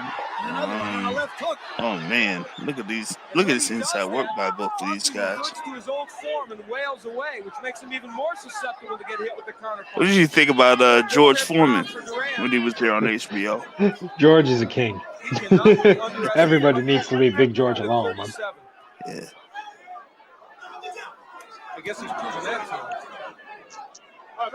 He's proven. Yeah, I thought he was great on HBO as well. See, the thing for me is, I never really watched a lot of the fights through HBO, you know, because I'm in Ireland. So I would see them with British commentary dubbed over, you know. Yeah. That was over the first 7 or 8 rounds. And trust me, that was shit. Every time there's a lull, that chant Like you hear stuff like, "The great Roberto Duran, he makes his way to the ring," and you're like, "Oh, shut up." He makes his way to the ring. Oh my goodness, this is a great guy. That pretty much it, man. It was hard. It was a very hard. Look at this, man. What is this for? This inside fighting, like taking hooks to the face, man. Look, don't get me wrong, I've seen it 9 or 10 times already, but like every time I always scream, "What is this?" Like I've never seen it before. Oh. You're just teeing off, man. Yeah. Oh, bye, Duran. Round 10, a big one for the hands of Stone. We're going into the last 2 rounds, guys. Yep. Championship. This was round. a 12 rounder, wasn't it? It was a 12 rounder. Yep. Come on now, let's go to work. Suck it up. Let's go. You hear me? Let's go. You got to win these next 2 rounds, big. You got to get inside and stay inside with this guy. Don't take on the glove here. Don't take on the glove. Get inside, like, Tired Iran Barkley. man, like, why would you? Like, I don't understand that. Why would you get inside with the dude like Duran, man? Get on the outside, get that jab, and motor your ass around. Get on those jet skis. You know? Yeah. Get on those jet skis. Try that 1-2. Try and keep him at bay. Turn out and run. That's what you do. Don't go inside with him. Look at him. He's looking like a demon. I guess now is if he doesn't score a knockout, which is not out of the question, can Duran win a decision? He looks like a mob boss from Narcos. Run away, bro. The 11th and 12th round, the way he won the 10th round, I think it's going to be. Oh, straight out, man. Look at this. Yeah. Duran's on him like hair on soap, bro. Of course, the question is how many of those early rounds did Barkley take? You have been taking quite a few, but you've got at least 3 or 4 more close. 3 of them close, which means they could be slide right over into Duran's corner. I haven't scored it round by round. I would think Barkley's got to be ahead by at least a couple of points, but again, we've got 2 rounds left. Scoring on a 10-point must system. No one has been knocked down in the fight, so presumably these are all 10-9 rounds. But remember, Duran was hurt very badly. What we should do in between rounds is have like one of us have an unofficial scorecard as well. That'd be a nice little touch. Look at that. Oh, that step in, man. Distribution of weight. As much snap on that as he's had on any right hand in the earlier round. Ironically, after he was hurt in the 8th, Duran started his comeback in the 9th round, and in the last 3 has been excellent. Good combination there from Barkley. Yep. Very good. Was that a double right left or was it a right double left? Not too sure.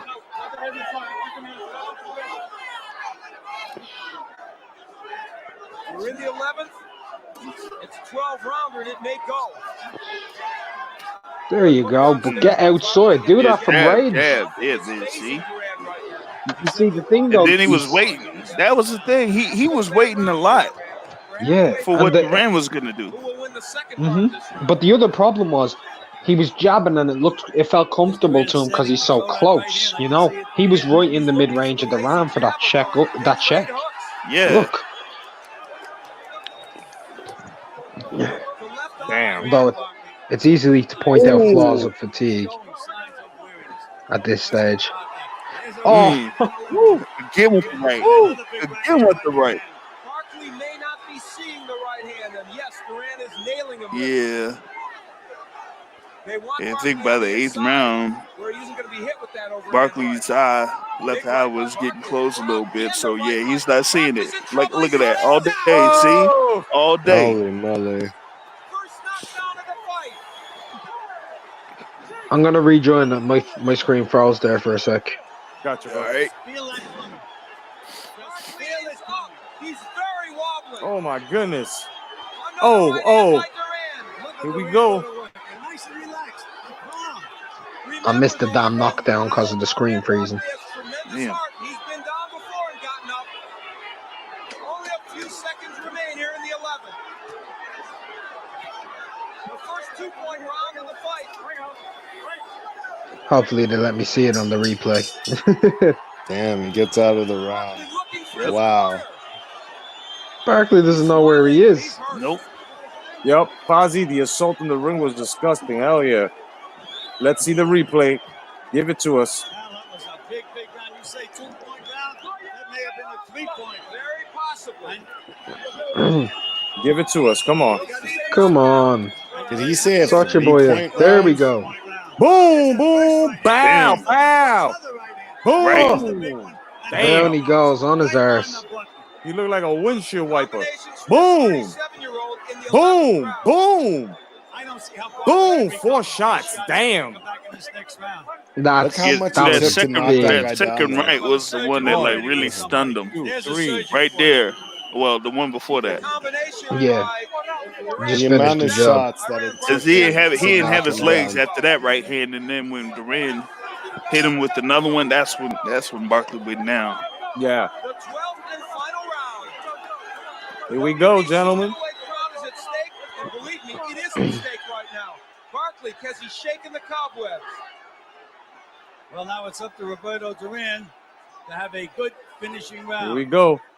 And as we had mentioned, after the 9th round, if Duran won the last 3 Both guys are rounds, energized because they know they don't got to work after this. Again, the right hand bounces off Barkley's And they know they got to come out and The longer the fight goes, the better it is for us. It hasn't worked out that way. Well, we know Especially now, Barkley. remember I mentioned, I said, it looks like Roberto Duran got his 3rd win. Where he got it from, and I just felt he was strong Oh. going into those last few rounds. He said he was in He's good still shape. wondering where Excellent Duran got his sparring 3rd win session. from. Came in at a good Yeah. weight, and yes, Roberto Duran's for real in this bout. He's still going to have to land another big bomb, Al. He can't think that he has the fight won by any stretch of the imagination. And interestingly, it's Barkley who's pressing the attack and landing in this round. There's not been a bad beginning in the 12th round for Barkley. This has been a fight Nope, of twists and hasn't turns. been. Well, you have to watch the end of this round. I'm sure Roberto Duran has a good plan for the end of this round. That's the part he wants to win. Oh, beautiful. Fucking right, man. That right hook, bro. Remember, even if he wins this round, there's no guarantee Duran will win a decision, but he'll be right there. Oh, hit him down by there. Come on, together. Yeah. Early, Barkley was very effective. Duran started to come back in the middle rounds, especially by the 9th. Combination by Duran. Combination. Well, counter went with that counter left to the body because he was timing that left jab. See, he's trying to, step away from the left or parry that jab and then come inside. The only thing he had left was heart. Boy, somehow he got that second, third. And you guys stay tuned because we're going to see a fight that was requested by Unrivaled. And what was it that you requested, Unrivaled? Bobby Chacon versus Rafael Lamont 4. There we go. There's that big. Look at Barkley's legs. Doesn't have a leg under him. And look at Duran now. He may have to step off after this fight. Gotcha. But Jay, just let me know when you're doing that other discussion, man. My Corona? Gotcha. Yeah. With the jab, and that's his best punch right now because he's pushing the hook in the right hand. It'll end, and it will be a classic. Ooh, good right hand by the war. Barkley. 10-second war. 10-second war. They didn't waste no time. This has been extraordinary. Oh my goodness. Oh, Richard Steele almost got the rest of it. Cortez. Yeah, Cortez almost got the rest of his fucking hair punched off right there.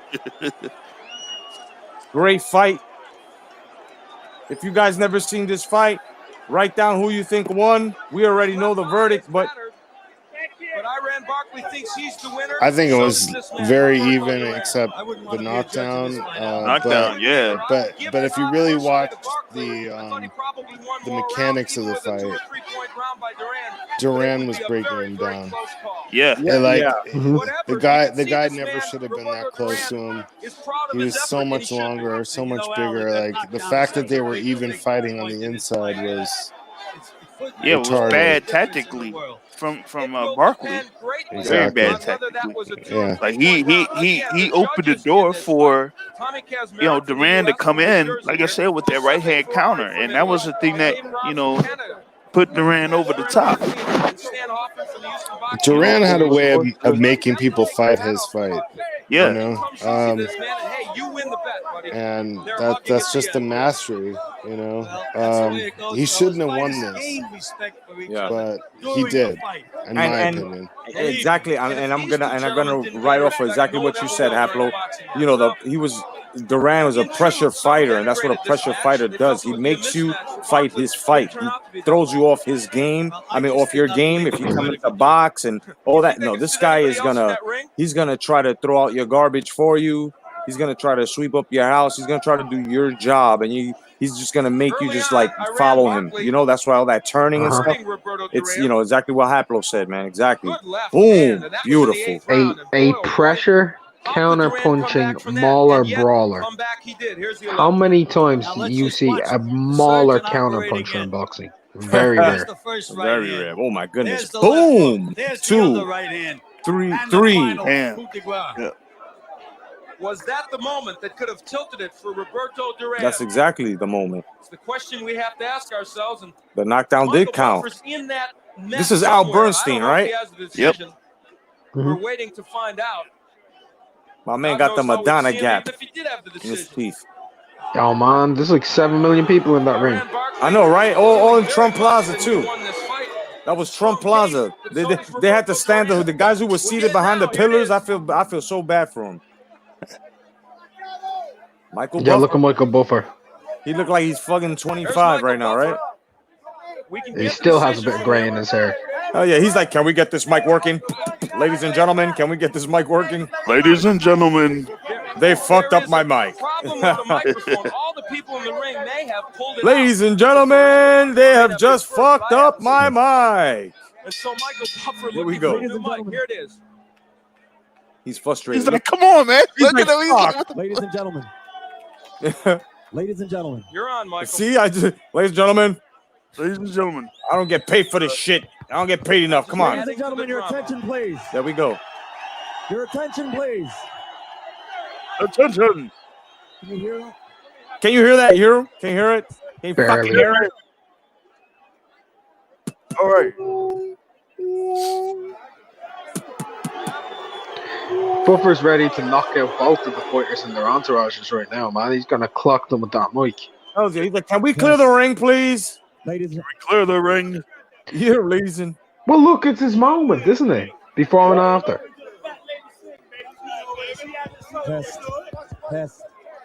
Test. He's so mad right now.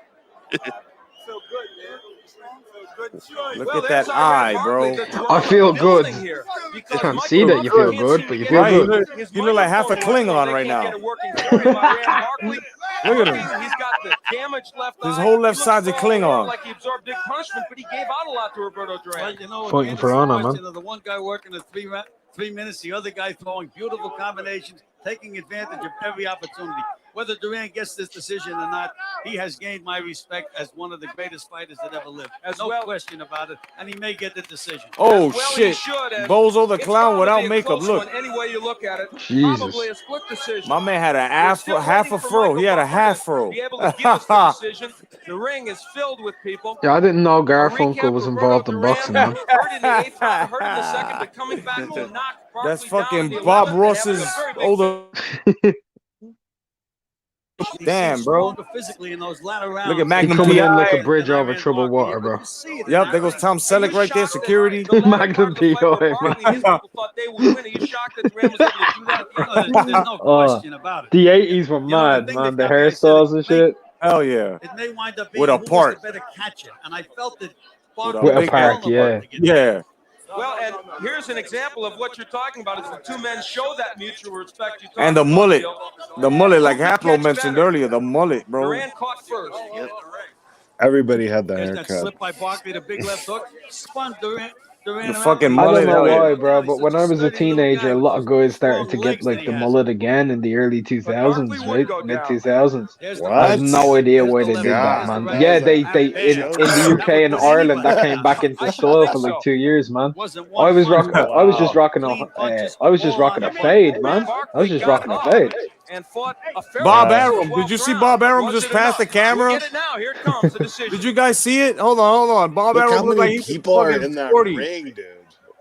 Like, that's crazy. There's There's a like lot of 500 people in the ring. There's more people in the ring than there's in the stands at this stage. Look at that. Hold on, Bob Arum passed this shit. Michael Buffer's in the center of the ring. I know I seen. Ladies and gentlemen, You motherfucker, shut up! Buffer's Dave furious. Brown scores the bout. The Klingon. 116 to 113 for Barkley. He's yelling. Iran Barkley, 116, 113. Giuseppe Ferrari scores it. 118, 112 for Duran. Damn, he's yelling, bro. That's fucked up. Tommy Yeah, Kazmarek that's a scores wide it. score. 116 to 112 for the winner. And no. Oh, there we go, son. And no. Yeah, those are crazy scores, man. Hell yeah. Oh yeah, Very you good, mean back very in the wide. days when judges used to give toyed rounds, man? Yeah, of course. 118, 112 for Duran is shocking. Yeah, you had to work back then. 116, 112 for Duran. Because if you didn't win that round, you didn't win that round. That's how it But you went. know what, though? Those two judges, I agree with them. Because, like, if you really, like, Barkley was doing great, but, like, if you really watch it, like, you can see Duran breaking him down in every round, almost. So, like, those wide scores for Duran, to me, in this case, were justified. The one that I was more, in controversy with was the one that had Barkley winning, honestly. I feel the same way, but look, like some people just score volume sometimes, Haplo. I mean, it wasn't like Barkley wasn't in the fight. He was there the whole time. He was throwing punches. He was landing, nice, clean shots, but it just, I mean, that's a tough one, really. Oh yeah, that was because these guys they're like evened off, man. It was basically trading shots, and you know what I mean. They were trading shots, and that shit was crazy, man. And it was a hard fight to call, but I think the knockdown is exactly what differentiated, everything. Man. Yeah, well, now we're gonna go see Lamone versus. I think the knockdown, and as well as like if you really know boxing and watch that, you can see Duran is winning. But if someone who doesn't know boxing and just watches that, just sees two guys landing an equal amount of punches, you know. Yeah. All right, I folks, I gotta roll out for this one, man. I'll catch y'all on the next live discussion with the boxing, going back in time of boxing. But Jay, I'll get back at you with the My Corona stream. Yeah, that'll be an hour from after I stream this one, and I'm gonna leave a link for whoever wants to join us with that one, me and JR on that one as well. And I'm going to leave the stream right now for whoever wants to jump on the panel, and I'll fill in the shoes of Mr. Bell. And no doubt, brother, thank you for joining.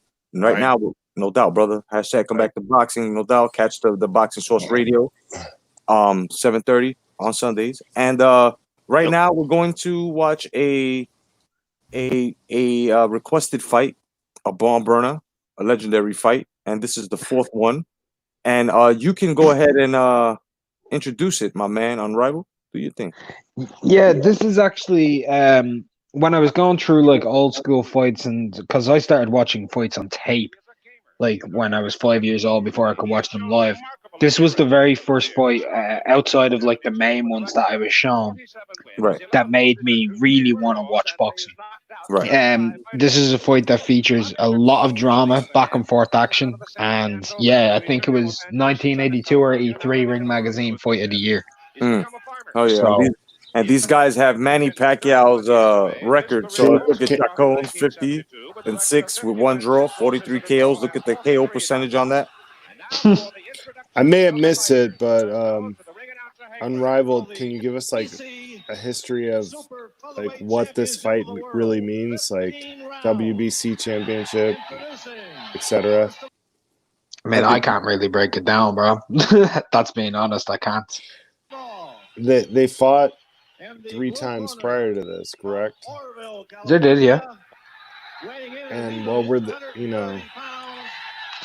Well, why did they have a 4th fight? AD Chacon won a split decision in the 3rd. There was a technical decision draw in the 2nd, and I can't remember the 1st fight. No doubt. Peace to everybody, man. On the watching, fucking checking. No doubt. Endgame. The Red Glove Militant. No doubt, man. Peace to Fozzy as well. Peace to Just K, Rosclot 222. Everyone that's here, man. We thank you, and everyone else, please make yourself known in the chat. I also left the stream link in case anybody wants to jump on the panel and call this fight with me, Haplo, and Mark from Unrivaled Boxing News. This is gonna be a bomb burner. From Mexico City in Mexico. He weighs in this evening at 129. This fight to me is more so about the action that made me love it rather than what took place to get there. Rafael Bazooka Limon. I think it's cool though that it's a quadrilogy, as people would say, even though the real term would be tetralogy. Damn. You're using words I don't know, Haplo.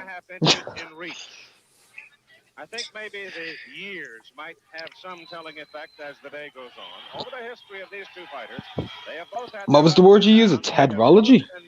Tetralogy. Tetralogy. Because did you guys trilogy is Greek and quadra is Roman. Did you guys take a look at how the WBC belt used to look? Yeah, oh yeah, it was beautiful. I thought it was beautiful, man. Bring back the Police Gazette. Yeah, it looked like a fucking wrestling belt. It was pretty. It just had like one big ass symbol with a crown on it, right? And it was stamped WBC. No jewels, no nothing. And then it just had like 2 gold chains going across the sides with 2 little other fucking buttons and shit. That shit was cool. Very old school. Oh God, a body shot. Strap in. Mm-hmm. And for anyone out there who's never seen this fight, strap up. WBC announcing they will cut their championship fights back to 12 rounds and effect the standing 8 count. No saving of the fighter by the Here we go. Except in the 15th. The ring doctor is Dr. P.B. Chacon was a southpaw. That was unusual back then. That's Lamont. Oh.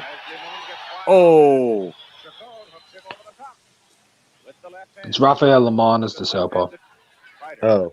Excuse me. Lamont has the afro. Bobby Chacon is the one with the red trunks. Gotcha. Oh. Chacon looks like fucking De La Hoya a little, right? Look how he looks. Mm-hmm. He looked like De La Hoya a little. But look at the action already, and we're only about 2 minutes into the fight. Yeah.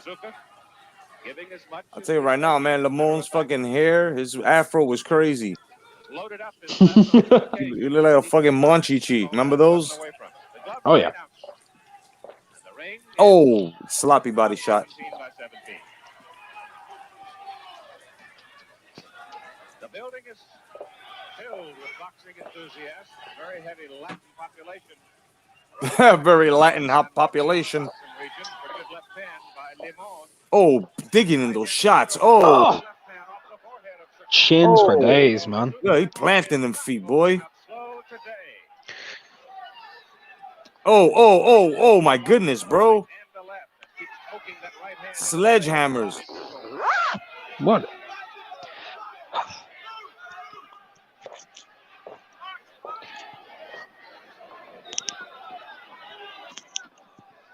Seconds to go in the first round. Chacon just laying in the jab. Oh, boom, boom. Oh, he cocked it back. Nice. Here we go. Straight in round 2. Straight in. Bobby Chacon at the left. Azuka Limon, the champion, on the right. One of the things we're watching early We are watching Chacon Limon 4, The War. My man Haplotype 0 and Mark from Unrivaled Boxing Talking News. We're getting it right now. Peace to everybody in the chat and those who have joined. Please hit the like button. He got tagged pretty well to the body and twice to the head by the champion. Cotto, have you seen this fight yourself before? I have, but I gotta tell you, possibly maybe twice.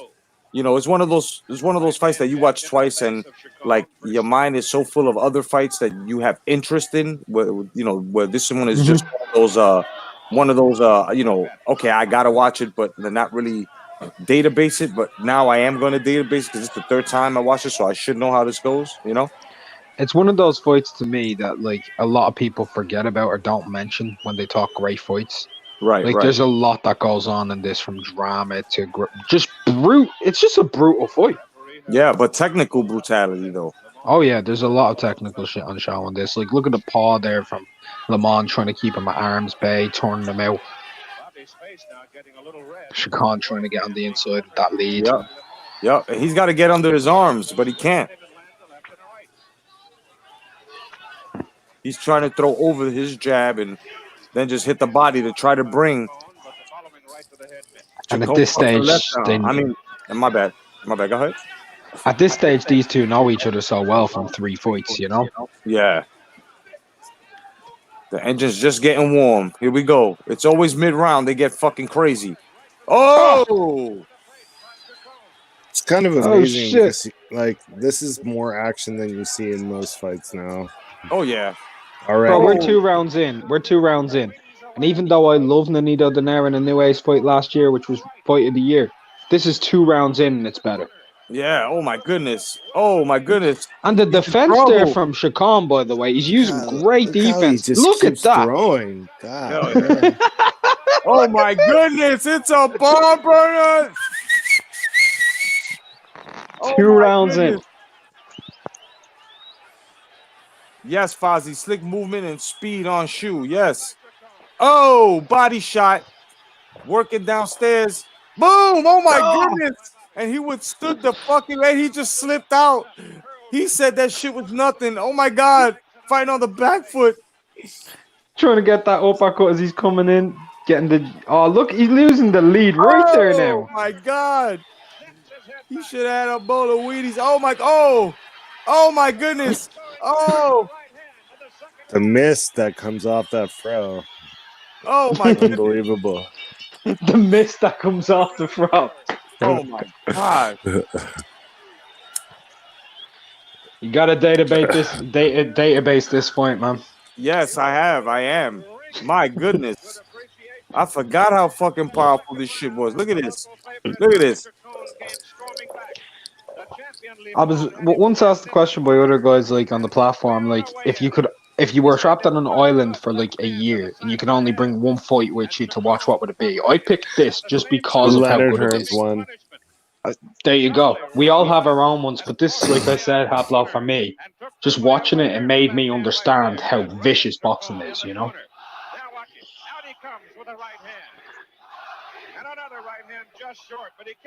Bobby.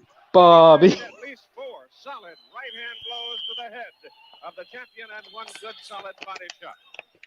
So, Lalonde coming out pretty well in the first round, has the challenger come back in the second round and even things up. Here we go. Round 3. You know what I would love right here with the background music to this? Benny Hill. Right?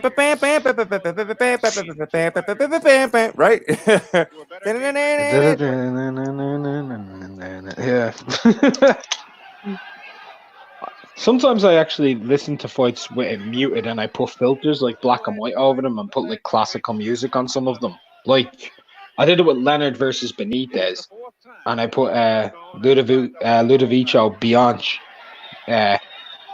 one of his fucking songs over it just the entire time, and it was just like crazy, man.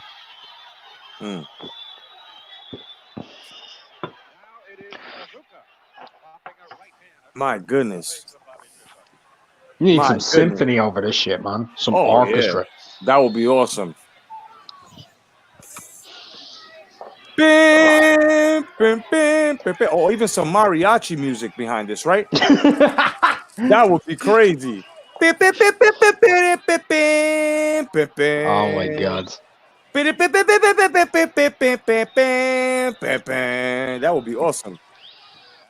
So far, like, Cotto, what are you thinking of the fight so far? Like, with Lemon, southpaw stance, trying to use his range, Shakan dip and weaving, trying to get inside, get under the arms.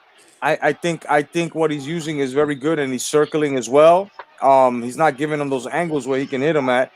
But he shouldn't try to fight going back. There you go. See, I was about to say that he needs to put more pressure, going a little bit forward. And if he's going to move in any other way besides forward, it should be side, going to the side instead of stepping backwards. Because if you notice, he's got no defense, nothing going backwards. You know, he's like a Wilder. How about you, Hoplo? Hold on, he's got to come back on. Oh, there you go. There's two of them. Shit, two Hoplos. That's right, we're twins.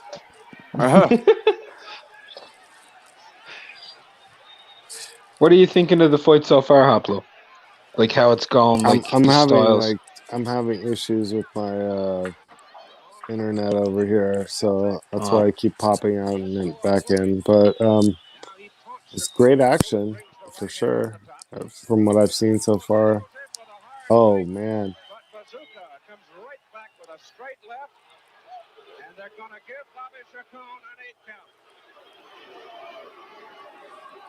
Mandatory 8 count, and the judgment of the referee, Herrera, it was a knockdown. So he didn't go all the way down. Wow, a knockdown. They exchanged hard blows, And they keep swinging. This is an action-packed fight. Are you guys having a good time? Fozzie says good time to catch up on these golden oldies. Yup, if upcoming shows get canceled. That's right, my brother. Lamone hit him nice at the end of that round, too. Still a very even fight for the WBC World Super Featherweight Championship. Bobby Chacon finds Limon with a good left hand, just missed with the right, and Limon wails away at the body. Super featherweight. Oh yeah, could you imagine the super featherweights of today in there with these guys, Hoplo? No. Imagine Gervonta Davis against either one of these, or imagine Miguel Berchelt against one of these guys. This pace is just way faster. Boxing was just better back then. Let me ask you gentlemen a question. If boxing is always evolving, how come the 80s were technically better, faster, and stronger? I've made videos plenty of times discussing that, and I disagree with the evolution, theory that people have, that people are getting bigger, faster, stronger, better. Like that takes thousands of years. That doesn't happen like in 100 years. Well, Hoplo, you know this fight, yeah? This fight is 38 years old this year. Yeah, well, I'm older than that, so I know. But I think when the popularity of boxing, and I don't want to interrupt the action right here. I'll come back to that. No. Go ahead, brother. Go ahead, bro. This is what it's all about. Speak your mind, brother. The popularity of boxing if you did like a chart and you had the line of the popularity of boxing, and as far as the training techniques, the 80s was where those two things met. Like, it was still really popular, and they had developed all the training techniques basically that they have now. So you had the grit of the old days as well as the training of the modern times mixing together.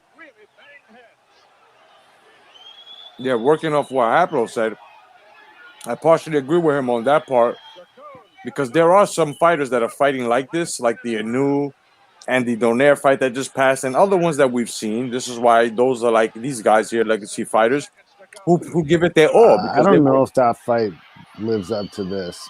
I mean, No. I mean, it's not at the action, but compared to the other fights in this era and that fight, this is you can say at least 10% to 20% closer to the action, at least. You know what I mean? So basically, what I'm saying here is the reason why the sport hasn't, evolved into better footwork, better hand, all around better fighters. I mean, there are a lot of reasons why.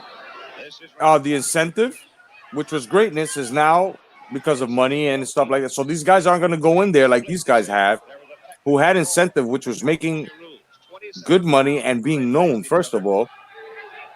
And these guys just go in there just for the dollar. They only have, one goal, one mission. And we've seen this before. We've complained about it. So I think the evolution of the sport, it's carried on, but there's a stutter. There's a stutter step in it with those. I think it's just weakened. It's very much weaker than it was back then.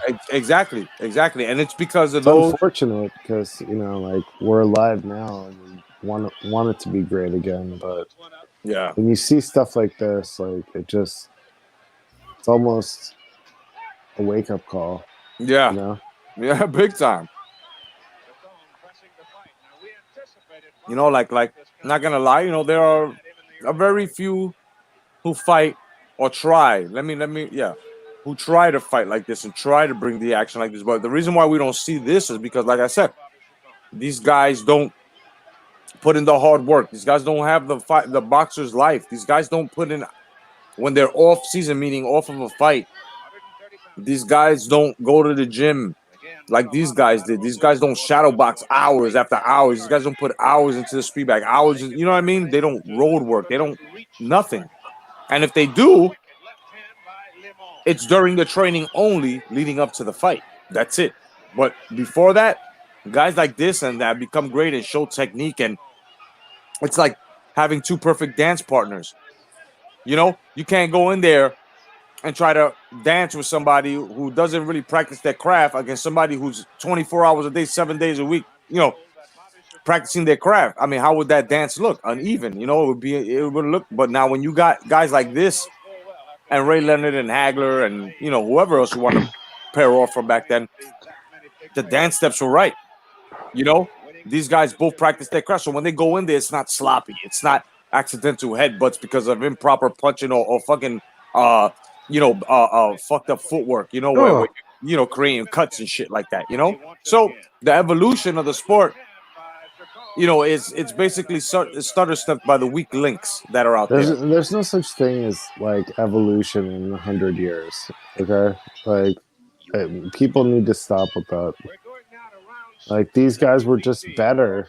There was more competition, and hard work and determination. I agree with a lot of what you said, Kato, but I think the main problem with the fighters now is that they fight once or twice a year, the big ones, like that's a part-time job, no matter how you slice it.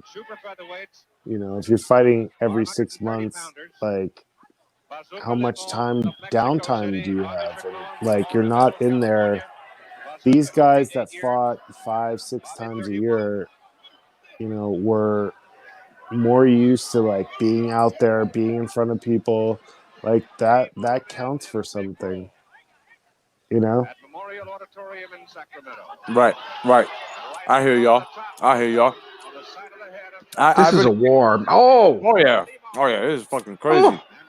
I think it also has to do with the guys who are competitors, not putting in their work. You know what I mean? Because these guys back then, this is why people need to stop the cab driver theories and stuff like that. Regardless, literally, that's what some were, but in the ring you can't call them that because these guys dare to be great. Like this right here, motherfuckers are daring to be fucking great, and it's for a title. What value does a title have these days? Nothing. This is what I mean. The weak links of the fucking sport. Okay, if we don't want to call it evolution, then let's just say has the sport graduated? Let's just put it in those terms. And I would have to say in some terms yes and in some no. You know what I mean? And it's because of these guys who are right now, these guys are supposedly faster, stronger, but they don't fight like these guys here. Had they fought like these guys here in the past, where there's action personification in this ring, there's testicular fortitude, there's guys pushing each other forward and putting the best in. These guys don't want to do that because they're too busy with, in order for me to get in there, I gotta have the right money. The money's gotta be right. Nobody wanna. These guys are talking about it's a business, it's a sport, but they should know what comes with a combat sport. So when you got those weak links out there that don't want to push themselves to be great, this is exactly why it gives room for most people to say, "Oh, but it's the competition. Oh, it's the same sport. It's just these guys are scared to step it up, like these guys are doing right now, like Lamone's doing, stepping it up. You know what I'm saying? You guys got to step it up, but these guys don't want to do it unless the buck is right. That's why Lamone keeps getting caught on the ropes, though. Oh yeah, Lamone, he keeps getting turned. Too much. Look at, oh my God, that's mad fucking Vaseline, dog. Now imagine if that happened, people would be saying like, they gave him a break. They gave him 3 extra seconds to recover. They call that shit Greasegate. Greasegate, man. Lamont acting like he's John Travolta, man. Get out of here. Oh shit. Bobby Chacon thinking he's Kaniki, man. I know, right? Gonna get you guys to the rubber hose.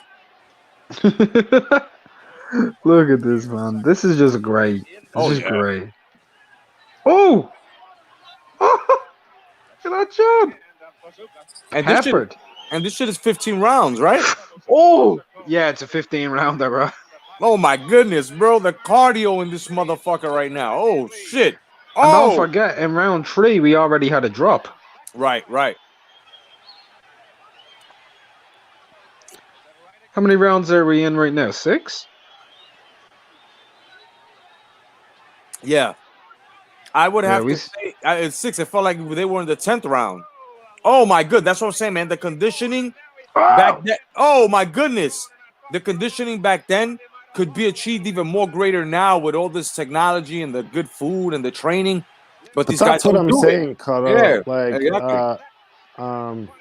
I think the training techniques haven't really come that much further than they were back then. I think they've gone backwards. Right.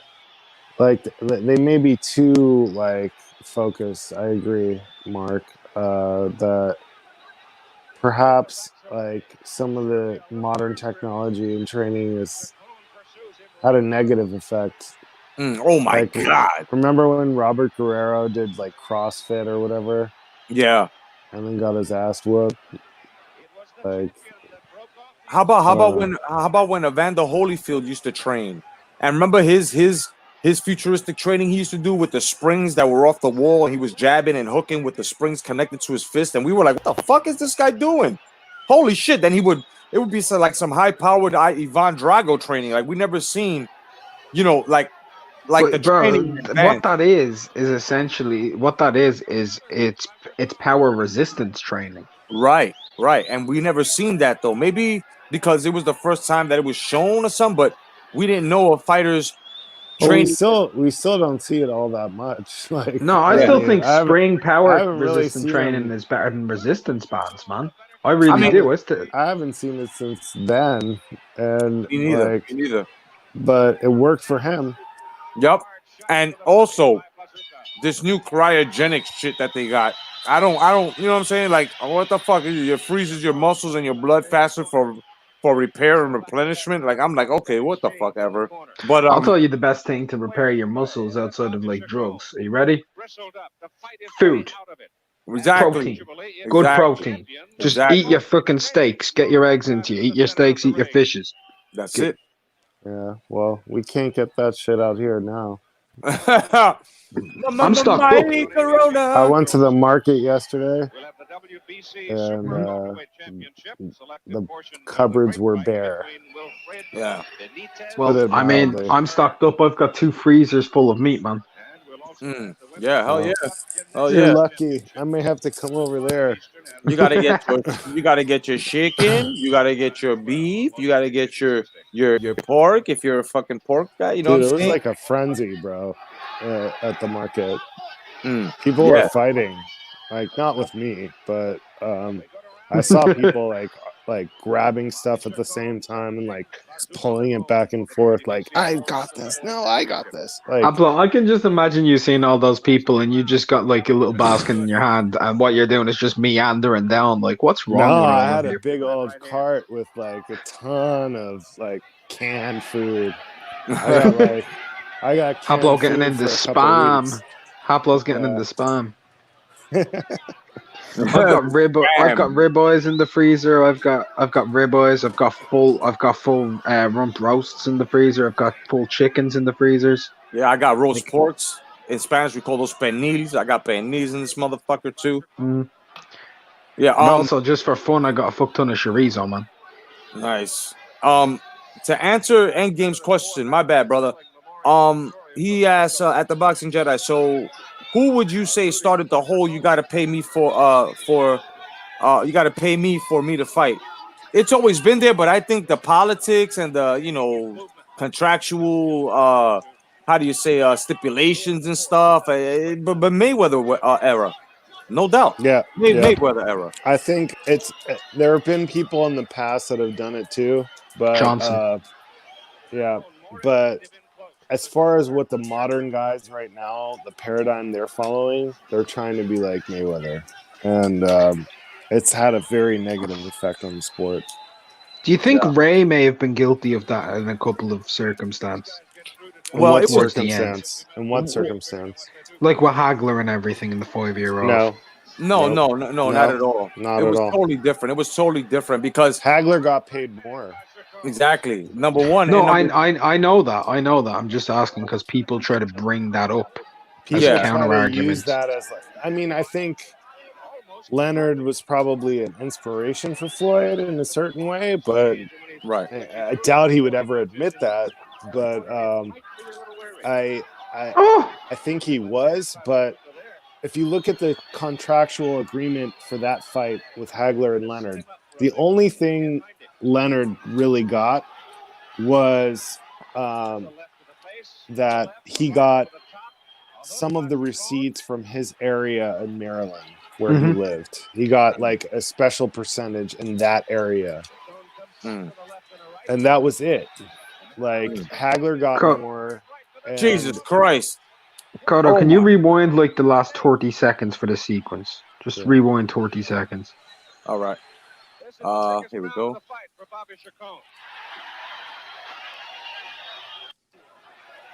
I want people to see this, man. These dudes try to kill each other. Peace to Heath Farley, no doubt, and the Bronze Plumber. What's going on, guys? Welcome.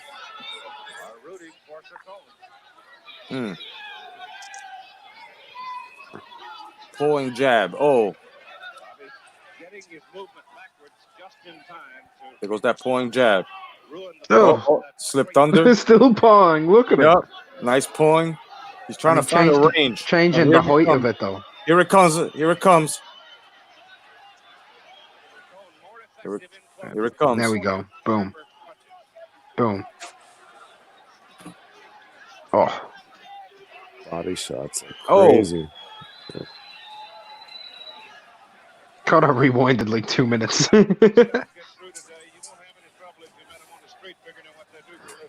Missed him. Oh, not. Oh, here we go. Oh, found the range. As soon as he felt the body, he said, "Let me bring it upstairs real fast. Let me see something." Yeah, he said, "Let me see Hello. something." Look at him slapping down that lead hand as well there. Boom. Oh yeah. He's getting loose on him. Chacon's getting loose on him. Oh. Oh, digging body. Oh, missed him. Oh, my goodness. Oh, wow, that was low. Oh. Oh, Yep. that was really low. Yes. Oh, good That was in overhand. Amir Khan's ball sack, that one. Which happens to be on his on his hip bone. On his, yeah. Oh, he stuttered, man. Man, That could have got him Lamone knocked is out just... right there. Oh, turn him around. Here we go, son. Hold that. Oh, here we go. I want to receive for that one. Oh. Oh, my goodness.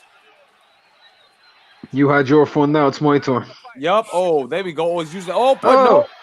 Backed him up with the jab. Good jab.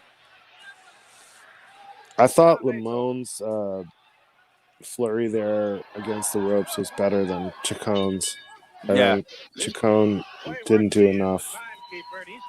I give that round to Lamone.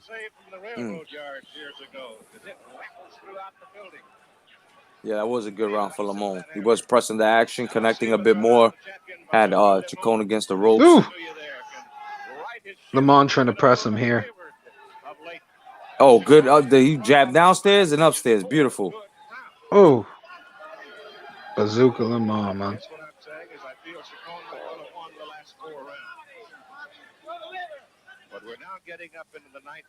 Beautiful. Oh, nice. Reached him. Oh. Good work there from Chacon, man. Hell yeah. Fozzie says you got some Galata. We had some Galata shots landing last round. Salvador Sanchez versus Azuma Nelson. But if you look at Chacon when he's on the ropes there and he's getting hit low, he's bobbing up and down. Like, yeah. I mean, I don't think Lamone was intentionally throwing low blows. Yeah. No. But the other thing about it is, and this is just impressive to me, just how like Chacon isn't like complaining about any of them. He's just taking them and going. Yep. Nowadays, there'd be an inquisition for 6 months, and the NSAC would be getting That's bombed. funny. That's funny that you mentioned that, because I think like back in the 80s, like Cotto knows this. Complaining was not a cool thing to do. Now, when you watch an NBA game, oh my God. I don't want to interrupt. Yeah, complaining wasn't allowed in the 80s, man. Complaints now are like a science. Yep. Like, you complain enough, you know you're going to get something for it. That is true. That's because everybody is miserable nowadays. The body work. Oh, my goodness. Oh, Chacon is in trouble. Great work from Lamone here. Oh, yeah. Another round for Lamone. Oh, my goodness. Oh, he got tired. Oh, my goodness. He just doesn't stop. Watch this. He backs him up with a simple right hook. Good slip there from Lamone. Oh! Here we go. Chacon slipping the jab, backing him up to the... Oh, gets caught with a straight left. And he tells... Oh, fucking shit. Oh, my goodness. Oh my goodness. Consecutive rights. Jesus. Chacon is going for it, man. He's going for it. He got all his... Oh, my goodness. How's he Man, standing? oh, my God. What is this? Wow, action personification here. Oh, my goodness. Oh. Jesus Christ, man. Oh, my goodness. The boys of today couldn't hang. Oh, and he hit him after the bell. He said, take that. Take your new age in there and go fuck yourself, man. Fucking hell. Wow. Everybody, We're 9 rounds in. We're 9 rounds in, and this is better than every fight last decade. Fighting like this. Hell yeah. Yo, guys in the chat, man, what do you score this round? What do you score this round? For both men, it don't matter. Not that in the was complete. What do you give? crazy. Man, I gave that a 10-10. I gave it a 10-10, bro. Hell yeah. Oh, my Even. goodness. Oh. Both guys had massive success. I think the judges would score that a 10-9 for Chacon because he finished well, yeah. Yep. Yeah, because he stole it at the end. Right. My goodness. They'd ignore 1 minute 30 through 2 minutes 20, you know? Yeah. But for me, that's a 10-10 because Lamont did so good for like a minute and 40 seconds of the round. And Chacon, he had good minute 20, slightly better towards the end.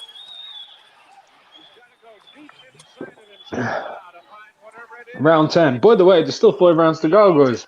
Yup. 5 more rounds. This was recorded fucking 3 decades and a half ago. 36 years ago in December, man. Hell yeah. 38 years ago in December, 82. Jeez, you're making me feel old. Oh, bro, this fight's 11 years older than me. Bro, I'm 46. I'm going to be 46 in April. And this is what, 38 years old? Yeah. This fight? Look at that. Look at that. Oh, you're April too? I'm April, bro. Oh, that's what's up, man. I'm April 30th, brother. I'm 22nd, man. That's what's up, fellow Turian, huh? What does that There make we you? go, yeah. We're both Taurus. Yep. Yeah. My brother's Taurus. Yeah, Haplo? Yeah, my brother. Yeah.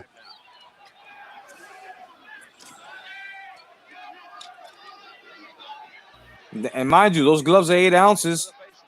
15 rounds, 8-ounce gloves, bro. Okay? Those gloves don't even. Oh!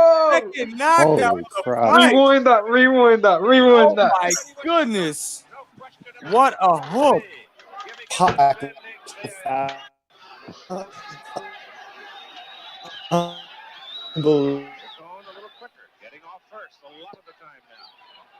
This.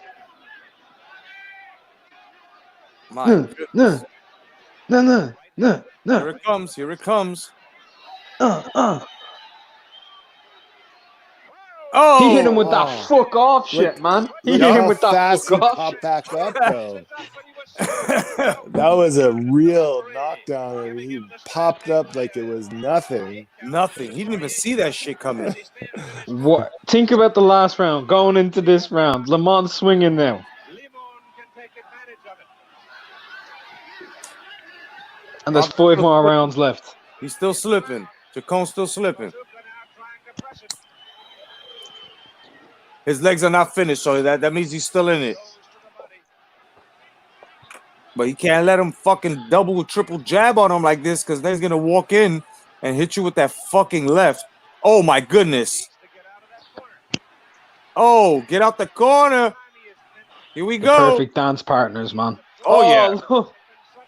Oh. Nice Prairie. Nice turn. You should have put the pressure once you turned. I think he was hurt there. Oh, wow.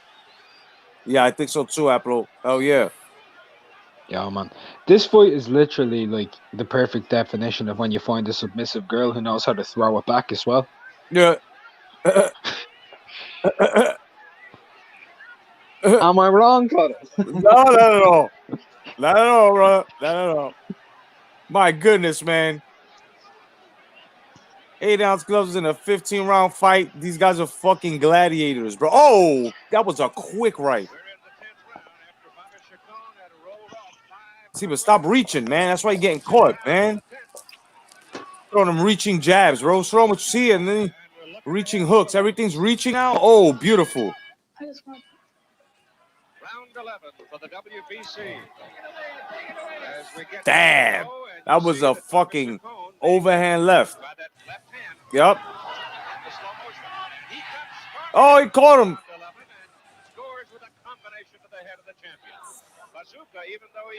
Very nice work. Oh, man. There you go.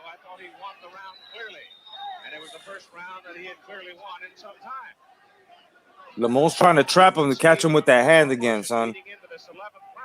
He keeps inching on backwards.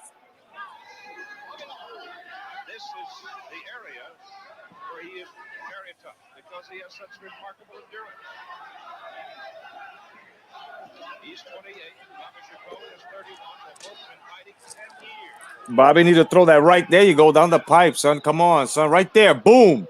Could have caught it. Right there. Boom again. Man, so many up. Boom. Instead of throwing that jab, throw the right. I think part of the reason he's using the jab is just so he can pie inside to keep Lamont within range, because Lamont's so long. So long. Got to work under Lamont like he has. He catches more success when he works under the arms, not over. That's one thing that he's making a mistake on. He's trying to jab. He's trying to punch and jab over the taller man, and he's not supposed to do that. That's why he's getting caught. He's reaching. On every shot he throws, watch Chacon. On every shot he throws, he's reaching, and Lamont is making him fucking pay for it. Oh my goodness. This is just war. Oh yeah. Oh my goodness. Oh. Another hook.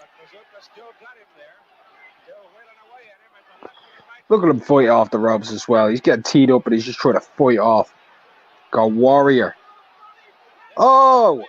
Oh! What's Bobby Chacon made of, fam? What's Lamont made of?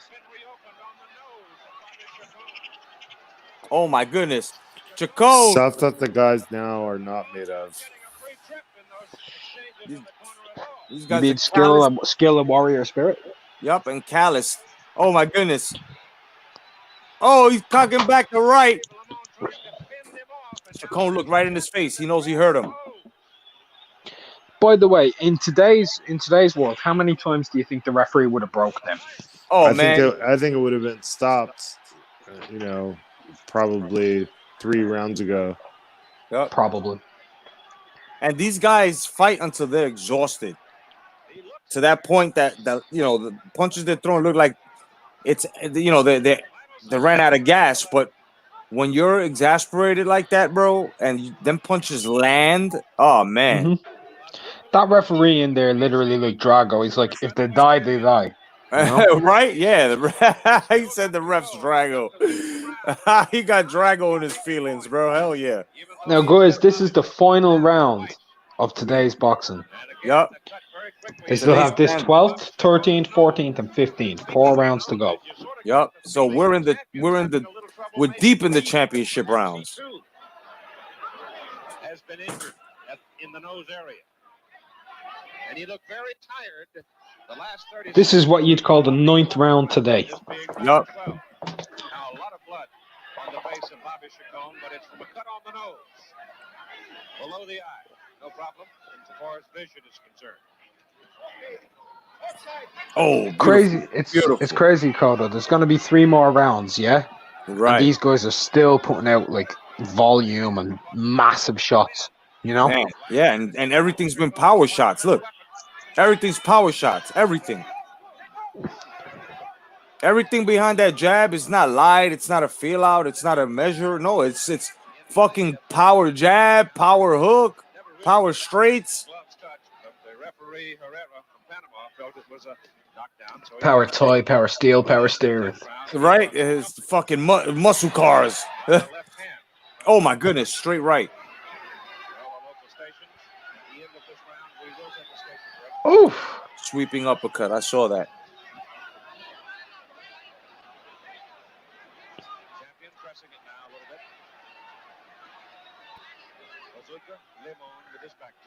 Look at that. Oh! There's been a lot of head clashes, by the way. They don't give a fuck. These guys are fucking Rams. Somewhere in the national. Ooh. That was sweet, man. Right on that jawline.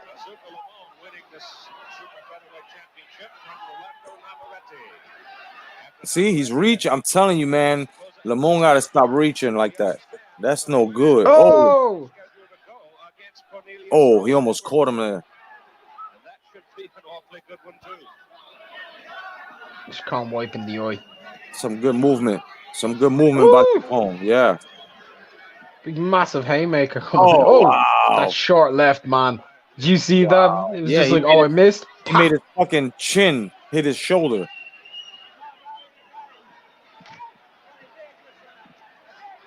There you go. Oh. But Lamone slaps him back.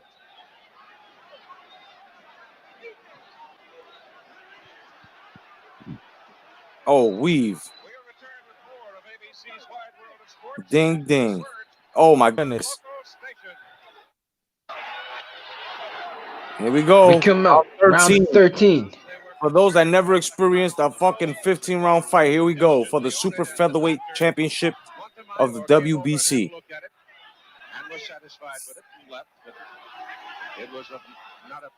And this was Don King Promotions. I like an odd number of rounds better than an even.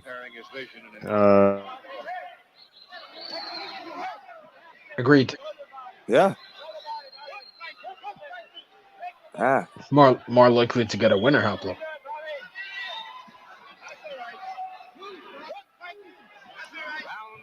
Because of that one extra round, you know what I mean? Oh, shit. Technical difficulties coming from the time machine. Work with us. And we're back. Oh, shit. Oh, shit. 28-year-old Bazooka Lamone trying desperately to keep it. Never looked at each other. Never cast a glance.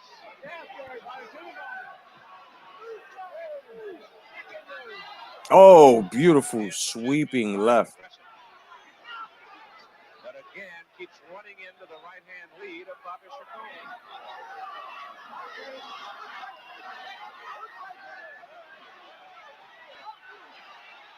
Jesus, this is a fight.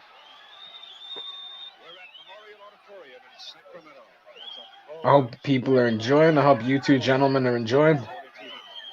Yes, yeah. Oh, yeah. Huh. Oh, Chacon. This is a fight of anything you can do, I can do. You're going to tee off on me, I'm going to tee off on you. You're going to jab me, I'm going to right hand you. You're going to left hand me, I'm going to uppercut you. Oh, what a fucking right. They're both fucked. Staggers Lamones. Oh.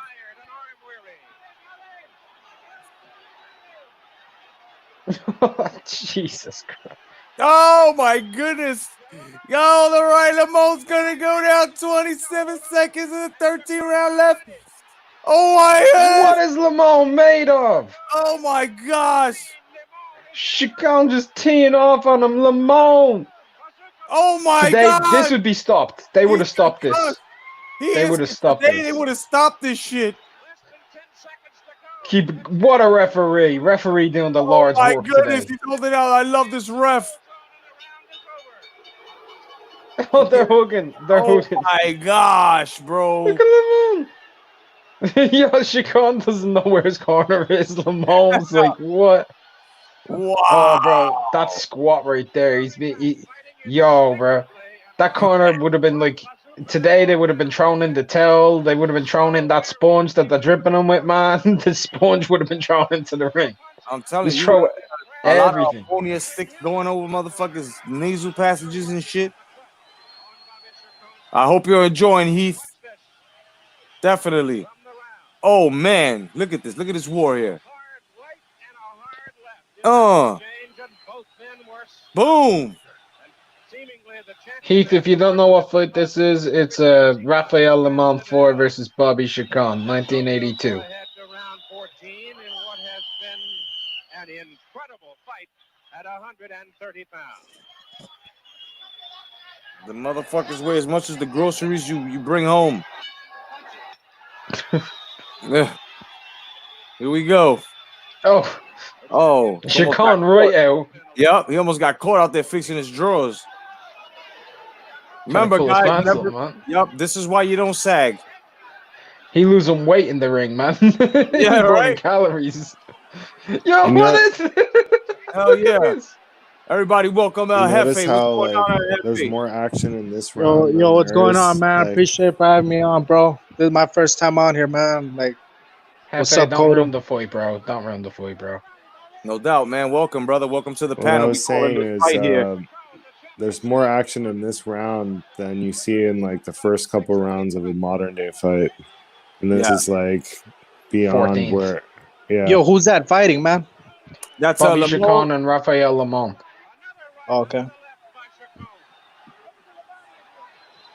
Oh my goodness, man. Oh, there goes the straight right again, bro. That's just working like magic. Just Here we go. how are they throwing this many punches in this round? Yeah, In and the then by the 14th. 14th round, bro. Word. That's And keep conditioning. in Bro. mind, Chacon's been dropped twice already, bro. Yup. Oh, again. Chacon or yeah. Didn't they have like a trilogy Chacon's or in the red something? shorts. Chacon's red shorts. It's hard for me to remember because their names are so similar. Chacon and So- Lamone. Yeah. Bro, what weight So class is this and what year, man? 130, 1982. 130, 1982. Okay. Yeah, because I'm trying to get on top of my boxing history, man. So that's why I'm asking.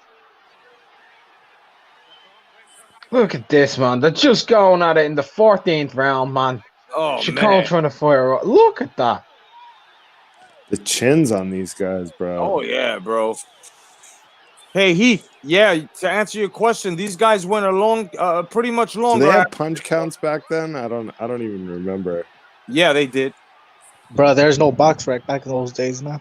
Yeah, no box track, but they did count the No, punches. that's not what I'm asking. They I'm just, saying, did they have punch count? Did they have like? Bro, but were these dudes like top level fighters or they're just brawlers? No, top level. This is a world title fight. Yeah, This it's is a world world. title This fight. is the world title fight. Yeah, Dog, WBC. you like gotta stop interrupting with those questions because Bro, who's this talking?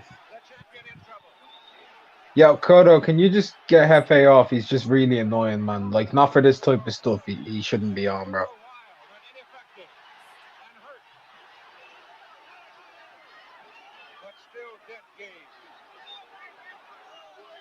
Haplo's too nice to tell otherwise. I don't want to make anyone mad. Yeah, I You got know him out. me. Yeah, I mean, I'm a he's nice good. guy. We got. Oh my god! I think it was the last round coming up, bro. The last round. To answer Heat's question, by the way, yeah. So Chacon fought 6 more years, and I think Lamont fought 10 to 12 more years after this. And they were already both 60 fights into their career, to give you an idea. I mean, that was normal back then, though. Oh, I yeah. mean, that was like about average for a real. The 15th good and final professional. round. 15th and final.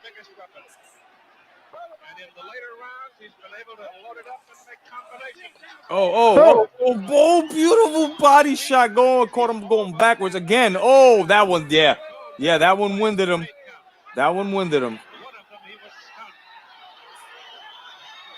Oh, that straight right, boy. That shit is like a lead pipe. Oh.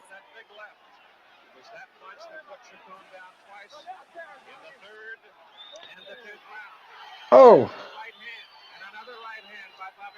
Oh, look at him. Oh. Here we go. The crowd know what they've just witnessed, man. The crowd know. Oh, yeah. I bet you any of those people that are still alive today remember this moment. Like, they remember everything. Oh, yeah. Oh, yeah. Look at them. Wow. Real Look at crowd, that. real The fighters. crowd is like they're on their feet. Yeah. You just don't see that very much anymore. It's beautiful. Oh, Back right, then, left though. there. This fight ain't even over, man. One more piece of drama to come.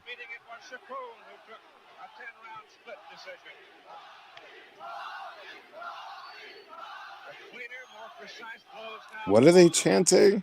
Bobby. For Bobby. Okay, gotcha. Bobby like Rocky. The teletext. Look at the teletext. So old school, bro. Damn. Boom, boom. Oh, man.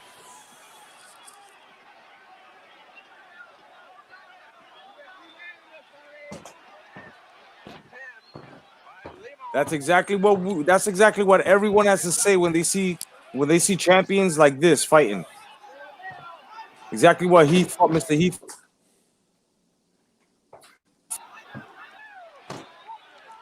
Oh,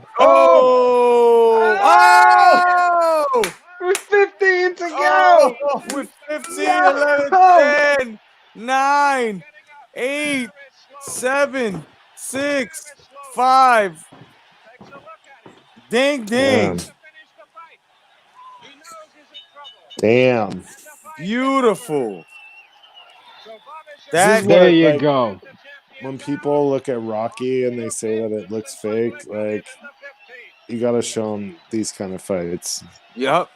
Yup. Well said, bro. Hell yeah. Oh my goodness. Action personification in this match, guys.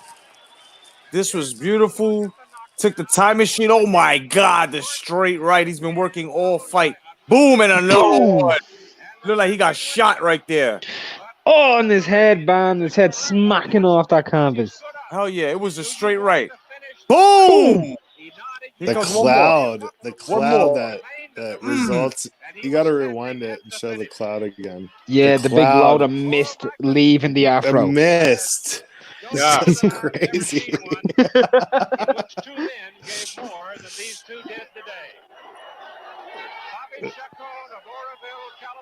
Wow.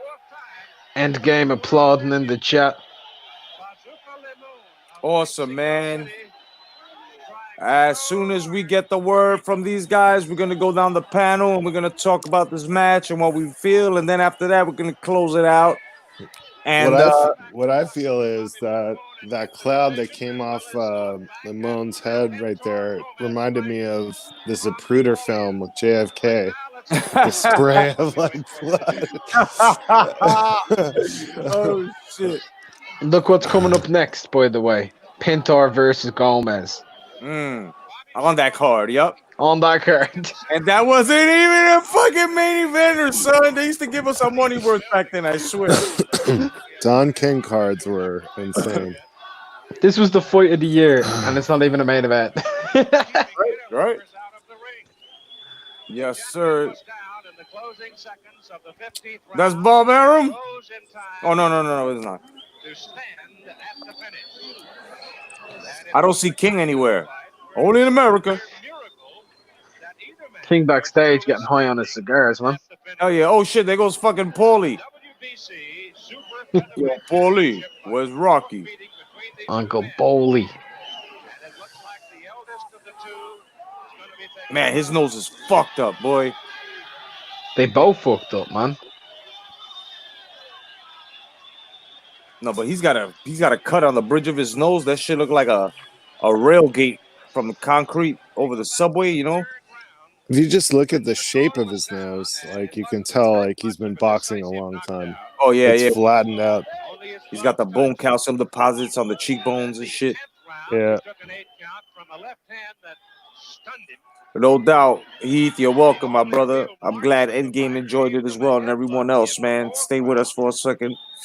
The mark in the right eyebrow area of the champion. Here we gotta see it again. We're gonna see it again. There goes the body shot. Boom! He hurt him. He hurt him first with that body shot. Because you know his arm. He kept his arm down, and then he hit him with two straight rights. That was beautiful.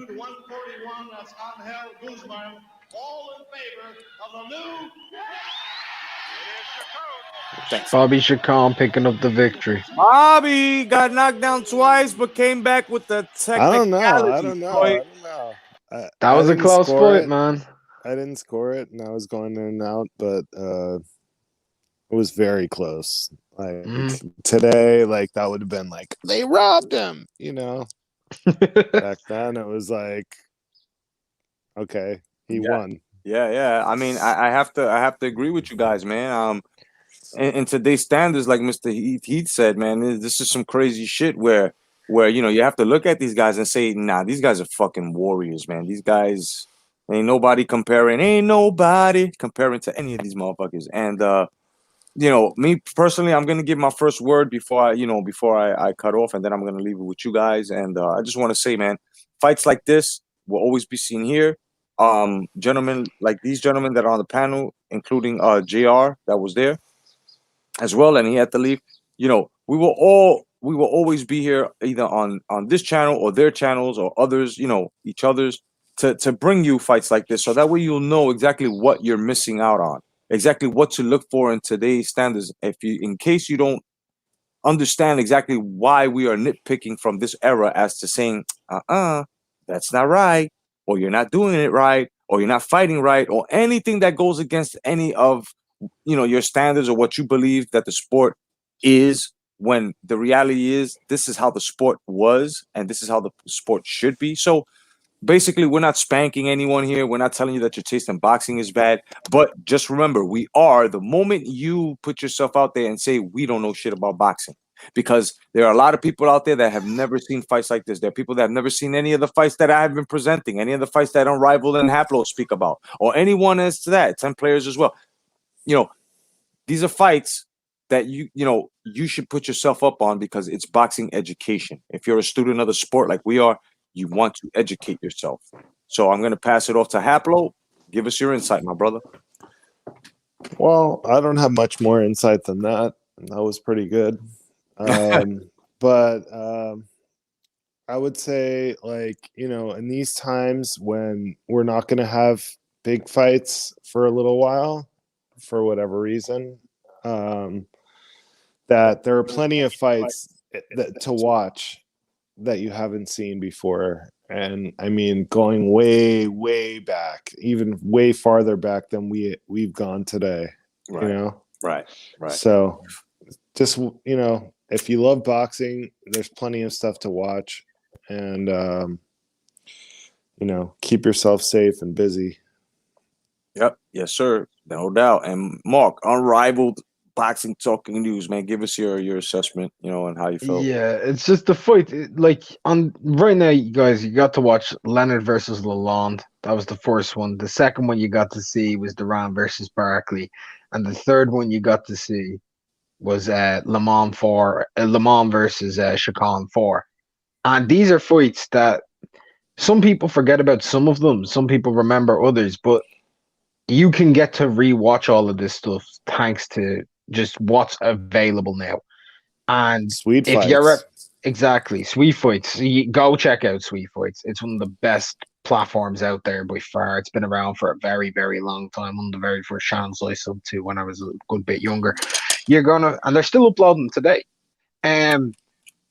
You can relive stuff, or you can go back in time if you're older, or if you're younger, you can go back and see why this sport is so great and not be so upset about the fights that you don't get now. Because at the end of the day, there's always millions of fights out there that you've never watched that will make you love the sport more. And I implore you all to do that. Go back, check them out, and come over here and when Kodo's doing that, and check these fights out, because you're always going to have fun. That's right, guys. No doubt, man. And you can catch me in an hour. I'll be coming back with the My Corona live stream. Me and JR Bell will be talking about the coronavirus and probably having some fun, and inviting you guys on the panel just to talk about what the fuck you're going through and how you feel about this junior martial law they've got. Otherwise than that, man, love each and every one of you guys, man. Keep it boxing. # come back to boxing. Check out Haplo Type 0 as well as Mark Unrivaled Boxing Talking News. And everyone on here, man, God bless each and every one of y'all. Of course, we will be bringing you the fights with or without the coronavirus. Doesn't matter. God bless. Stay vigilant. Peace, guys. All right.